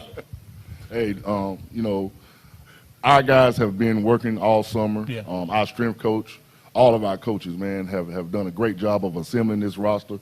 We have built depth. We've added a few pieces. We've lost a few pieces. We were a relatively young football team last year. We lost we graduated 4 guys last year. I think it was 6, I'm sorry. 6 guys graduated from our team last year. So everybody's back. I mean, last year was the year to get us, Stan. There's a lot of excitement. Non-conference against the rival UNC Pembroke and Lenore Ryan. Then you got Lincoln, the Union game, and then homecomings against Johnson C. Smith. Are you guys ready for the challenge of the schedule? That's a tough one. That's a tough schedule. Yeah. We wouldn't have it any other way. Having a chance to participate in the NCAA playoffs last year and that sour taste that it left in our mouth, we knew we had to kind of upgrade our schedule a little bit.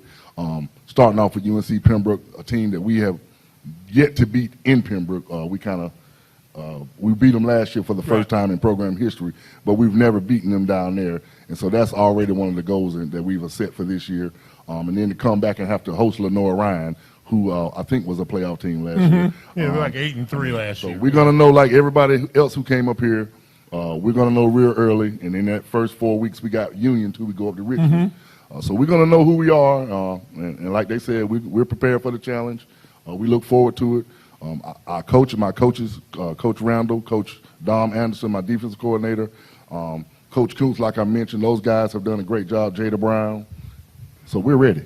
You got a new coordinator again, so that says a lot new about but old. Yeah.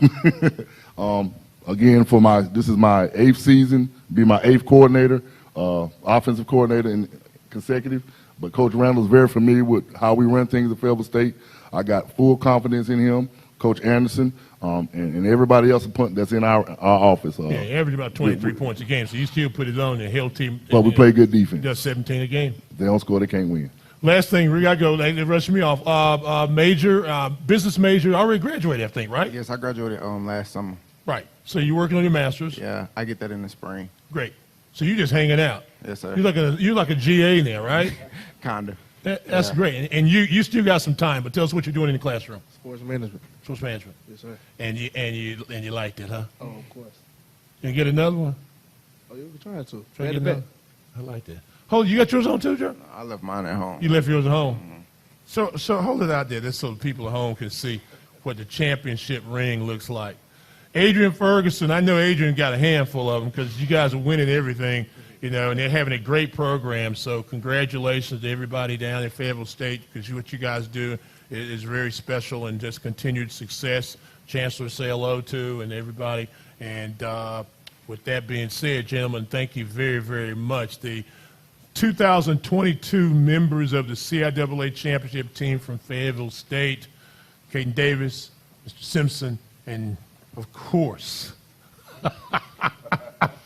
Mr. Richard Hayes. Gentlemen, thank you very much. A great job, a great life, that's your goal, right?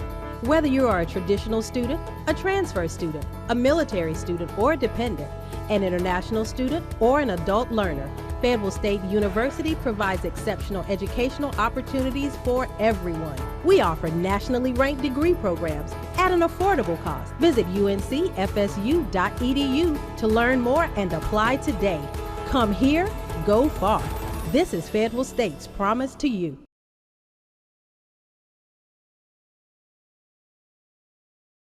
On the classroom, and we wanted to make sure you heard it from them. Great coaches, our sports information directors, our fans, we thank you so very much for being with us. Last but certainly not least, now going into double-digit years as far as being the commissioner and just continuing to take this conference to new places, we would welcome the commissioner of the CIAA, Miss Jackie McWilliams Parker. You want to do? You want to?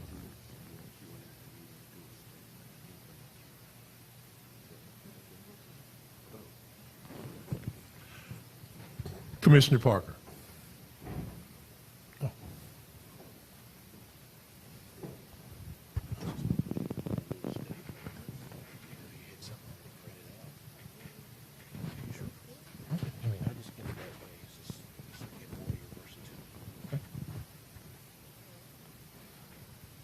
Well, Madam Commissioner, always we've had to experience it and listen to it for the last couple of hours. So what are your thoughts about today? I am just impressed and just overwhelmed with what I continue to observe from this conference. This is my 12th season. This will be my 12th championship. And these athletes are just incredibly amazing. This conference truly, and if you think about HBCUs and why they select their institutions and why they're part of this conference, and as I'm hearing the coaches talk and I'm listening to the athletes talk and respond to your question, there is legacy here. You know, there is tradition here. There is leadership here. There is community. The pillars that we are connected to, you see it here. And so you truly can be what you see in the CIAA. If you want to be a doctor, you can. If you want to be a coach, if you want to be a commissioner, if you want to be Stan, that's here. I mean, these student athletes in our programs and the leadership at our institutions show up when they show up. And I'm thoroughly just overwhelmed by the opportunity to still be here and to lead and to have the vision to see even this platform of visibility that we have for these student athletes and our coaches in our schools to start Football Media Day, but also we have volleyball and cross country. We have all these amazing athletes, a lot of firsts last year of championships and champions and winners, but everybody wins here. We're a community and we're a family, and I'm just thankful. I'm thankful that the stories are being told the way that they're being told so that this conference continue to be one of the best conferences in the country. It's interesting that you talk about all the things that you can be and you do and the people that you have it, and it is what intercollegiate athletics was really intended to be, to develop individually yet whole. And I think the CIAA does that in so many ways, and I think enough people don't understand it inside and outside. That, you know, we're doing some good things. That's why I was mentioning about the close games and some of the records. That you're doing some good things. You may not see it today, but you see it 10, 15 years ago when somebody says, I graduated from a CIAA school. Or how about, you know, and I'm just being personal, I saw you down in South Carolina a couple of weeks ago, and there was a parent that came up to me, knew me from TV, and we were talking, and he said, it was mentioning you. And I said, well, the commissioner's right there. And then he talked to you about his daughter playing softball and that experience. And that's, whether they won the championship or not, that experience and being able to carry CIAA for life, I think that's what you're saying and what we're also standing for. Yeah, I mean, the experience is everything. I mean, whether you go to the movie theater or whether you go to a restaurant, you want to be served and you want to be given the best experience and the memories that leave there. You'll always remember every experience that you have, something good or something bad happen. And here, we want all those experiences to be great, and we want to grow from those experiences if there's a sense that something is not right. I think this conference and our team, I'm thankful for our staff and team. So thank you, team, for the work that you have done and coordinated all this. It's a lot of work. Our sports information directors and media, to get students here, to get the information that we need, to make sure that you're prepared. Everybody has a hand in the game. And so, but that's part of service. We're a service organization. One of our student athletes said they'll play any position. They just want to do the best and serve their team, right? And that's what teams do. You identify the position that you're going to be and you find your strength, because this is about culture. And athletics is the one place that defines the opportunity for even an athlete to say, it gives me another chance. Yeah. To me, that was enough to say, okay, I'm going to run a little bit harder to make sure that chance that he has is the chance that I also was given, right? And I always say that athletics sometimes is the one place that makes us feel like we can be the best person that we can be. You get on the field, people are cheering for you. They're celebrating you. They're supporting you. And sometimes you get off the field and it's not always the same at places, right? But in this conference, we celebrate you on and off the field. We celebrate you in the classroom. You hear all these students that are working on second and third degrees, right? Or they're looking forward to be a psychologist. And they're proud of it. And they're proud of it, and they're speaking in it. Their parents are legacy. That's the one thing that I was really excited and thankful to hear, because there's been a period of times, you know, that I've been here, maybe in my first 5 years, where you didn't feel like the parents from our generation were making it okay for our students to come to our HBCUs. The other opportunities to go other places, Division I, whatever, institutions, might just be better than going there. And I'm not hearing that. I didn't hear that today. I'm hearing Ben Coates. You know, we saw him, right, and playing and supporting other institutions. And now his son is playing at his alma mater. So you're seeing generations of athletes, first generation, second generations, that are building legacy in this conference. And athletics, to me, again, it's that place where we can centralize community, leave legacy, and really define what leadership is way beyond the game. We had youth last night on the field in Salem. Like, we had so much fun. I even did a couple of skills. And you caught a pass. Well, I was practicing. I was giving the athletes a chance to run the pattern before the other kids came to play. But, I mean, it is just that I just miss the innocence of sport. Mm-hmm. And as the commissioner and as leaders and athletic directors, you know, we're doing our best to be in the right conversations, to make sure that we're making the right decisions, that we are with our colleagues outside of our conference, so that the decisions that are being made are really for the benefit of these student athletes. We can control what we can, and some things we got to fight and advocate a little bit harder. But at the end of the day, we all get to work. Media gets to work. Sponsors get to work. We all get to work. Why? Because these student athletes get to play. Yeah. And so as long as we can stay focused on the why, I think that we'll continue to be a better conference. Well, you mentioned it.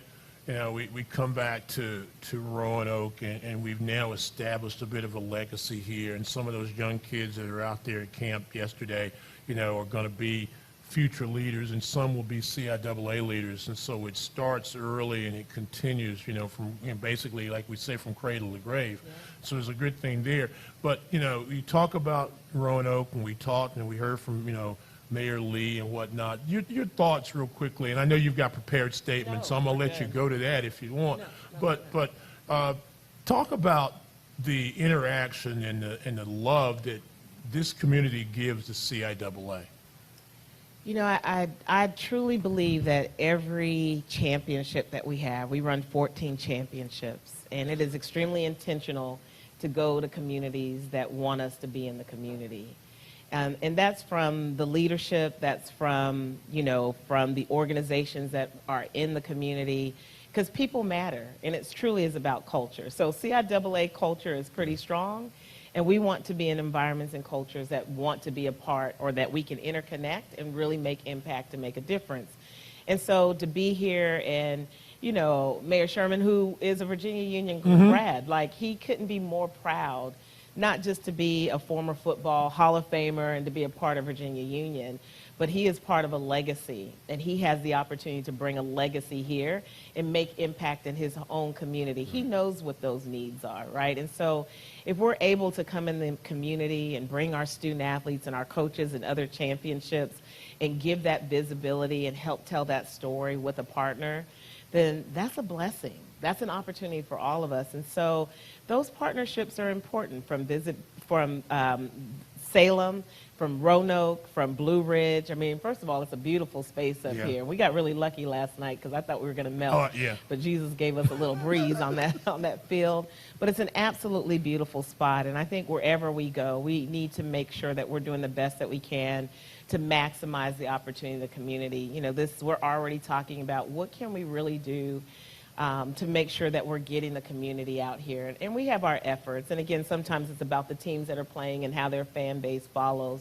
But we need to be in a community also that can bring their fans that want to be a part of that. And so we'll continue to talk about how we're going to do that. October 1 will go on sale for tickets for football. And then, you know, but we're also promoting all the other championships. We'll be talking about those championships. Basketball tickets will be on sale on August 1st. And so, you know, we're in Baltimore again. So we're going to continue to promote and amplify everything that we're doing throughout the year. And it just happens that this football kicks off everything. Right. So we're able to tell the stories. And interesting enough, you know, you talk about that, you know, the volleyball championship last year was held here and had a great turnout, and that just kind of carried over football game to volleyball. And so there was a lot of excitement about the eyes and in Salem. I want to go backwards real quick before we let you go about, this history and this legacy when you see at CIAA, and then you sit back and you think about, this conference and, when it was founded and the legendary members. To have Bluefield State in the conference now, after all, nearly 70-year hiatus, to have Lincoln University, as the pillar of the CIAA, one of the founding schools and the first HBCU. When you think about that, how does that make you feel as a historian, as an educator, as an athlete, as a commissioner, that you have that group of people, that group with you in your hands? Yeah, I think it's just another story of the opportunities that this conference allows or opens doors. I mean, you heard the coach say, they've just been looking for a place to belong, right? And so this is a conference that does provide a sense of belonging. And we have been talking to Bluefield for a while, at least since I've got here. Whether they were going to be an associate member or a full-time member, and it's taken time.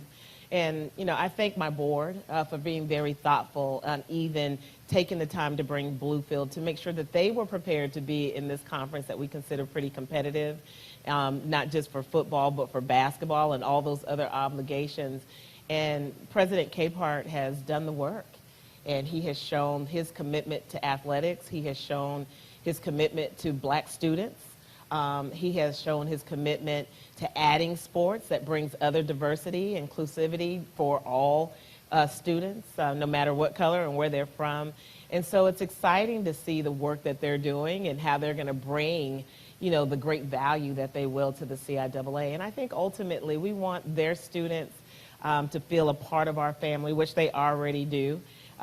Because they are. They were a long time ago, and now just come on back home and let's figure it out. I had to say, I almost was taking it for granted as if they already knew what to do because they've been in the conference, and we just, when you get in, you're in and let's go. But we've had to do some orientation work and get them comfortable, and make sure that they feel like they're a part of something that they were already a part of. It's just a different day and a different time where the opportunities are going to be extremely great for them to be a member of Division II, to be a member of the CIAA, to be an HBCU land-grant institution. It's going to be good for all of us. Last thing, or last two things, the landscape of intercollegiate athletics continues to evolve each and every day. Rules, we can go through the list. CIAA prepared for that, and how does the CIAA continue to grow? There's growth every single day. I think, with the team, and I have an amazing team, and part of it is I've got ideas and all the time, Stan, and they all know that. So they see me, they go to the left or to the right, and then we come back to the center. But I do think there's so many great opportunities to continue to grow the grow the conference. My focus this year and talking to the board, our greatest opportunity for revenue to get back to our member institutions is with our media rights. And so we're going to be looking to enhance and advance all the things that we're doing on our institutions. So when we do our television games or when you go to our sports network, that you'll feel good about the quality that is being presented at every institution. It will be consistent. And that takes a lot of work. Tanya Walker and our team have been to every campus this summer. They've done, a review and what recommendations will be needed in order to get us all on the same playing field. So I'm looking forward to our new media rights agreement and the number of games that we'll have televised this season. We'll have 4 football games and 5 with the championship and what that looks like, but also what each of the campuses will be doing to amplify, their network with with their other programs and helping tell the stories. And ultimately for me too, I see job opportunities and I see building and planting seeds for future individuals who want to be in our seats. And when we open, this media rights platform and with all the things that we're doing in our host communities, there's no reason why we shouldn't be bringing in more interns, giving more opportunities, growing them and planting seeds, again, so they can be what they see. We've got a lot of sports management and marketing people. Yeah. We can open those doors on our campuses to allow them to be a part of something really special. And so my hope is that with all our ticket sales, we get those up, particularly for basketball, but again, making sure that football is healthy in our fall sports. Our strategic plan is strong. You know, we're getting through it, but I'm all on tickets this year, Stan. I know we got other things to do, but the tickets and the media rights are two big things that we're focusing on. And we'll be working on, you know, our championship bidding for all of our sports and what we're doing on and how we're working with our campuses to be hosts for that. But it's exciting time for CIAA. We're probably in the best position than we've ever been in a long time. I mean, and we continue to see growth, but I'm just excited about, you know, the board of directors, the strength of them, our team, the athletic directors on their campuses, and who they're bringing to help support them. And if we continue to work together, we'll continue to define what culture really should be and making sure that it's inclusive, that people feel really good about the energy, and that these student athletes truly have the best experience that they should ever have when they come to your campuses, but then when they come to CIAA championships. And last but not least, we talked about it, but, you know, always have to touch base on this, you know, in this community and what we're doing, the importance of our great sponsors.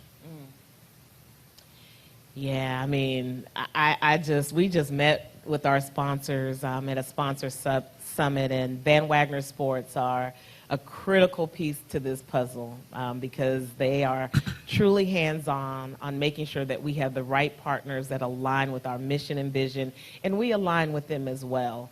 And they're not just partners; they're like friends of the family. Like if they leave, we're holding on to them, and if, you know, it's really a chance that we have these relationships. It's not just transactional. I don't do well with transactional relationships, but they are partnerships. And so when you have a Food Lion that is going on 30 years, that's huge. Yeah. Coca-Cola, like 52 or 53. Yeah. Nationwide is going probably on 20 years too. Yeah. Right, so you have, and then Under Armour and BSN and working with them so that we have this one look in our conference that really makes it unique and special. And I'm just, again, we brought Wells Fargo on as a partner for the entire year. So you're seeing the energy and the excitement from these partners that are coming and being a part of the CIAA. And again, I'm just thankful to have, you know, a piece or at least the opportunity to lead and share and make sure that Van Wagner has what they need and that our team can make those deliverables really happen at our championships. There's nothing like saying, let's bring the partner on and the resources are great,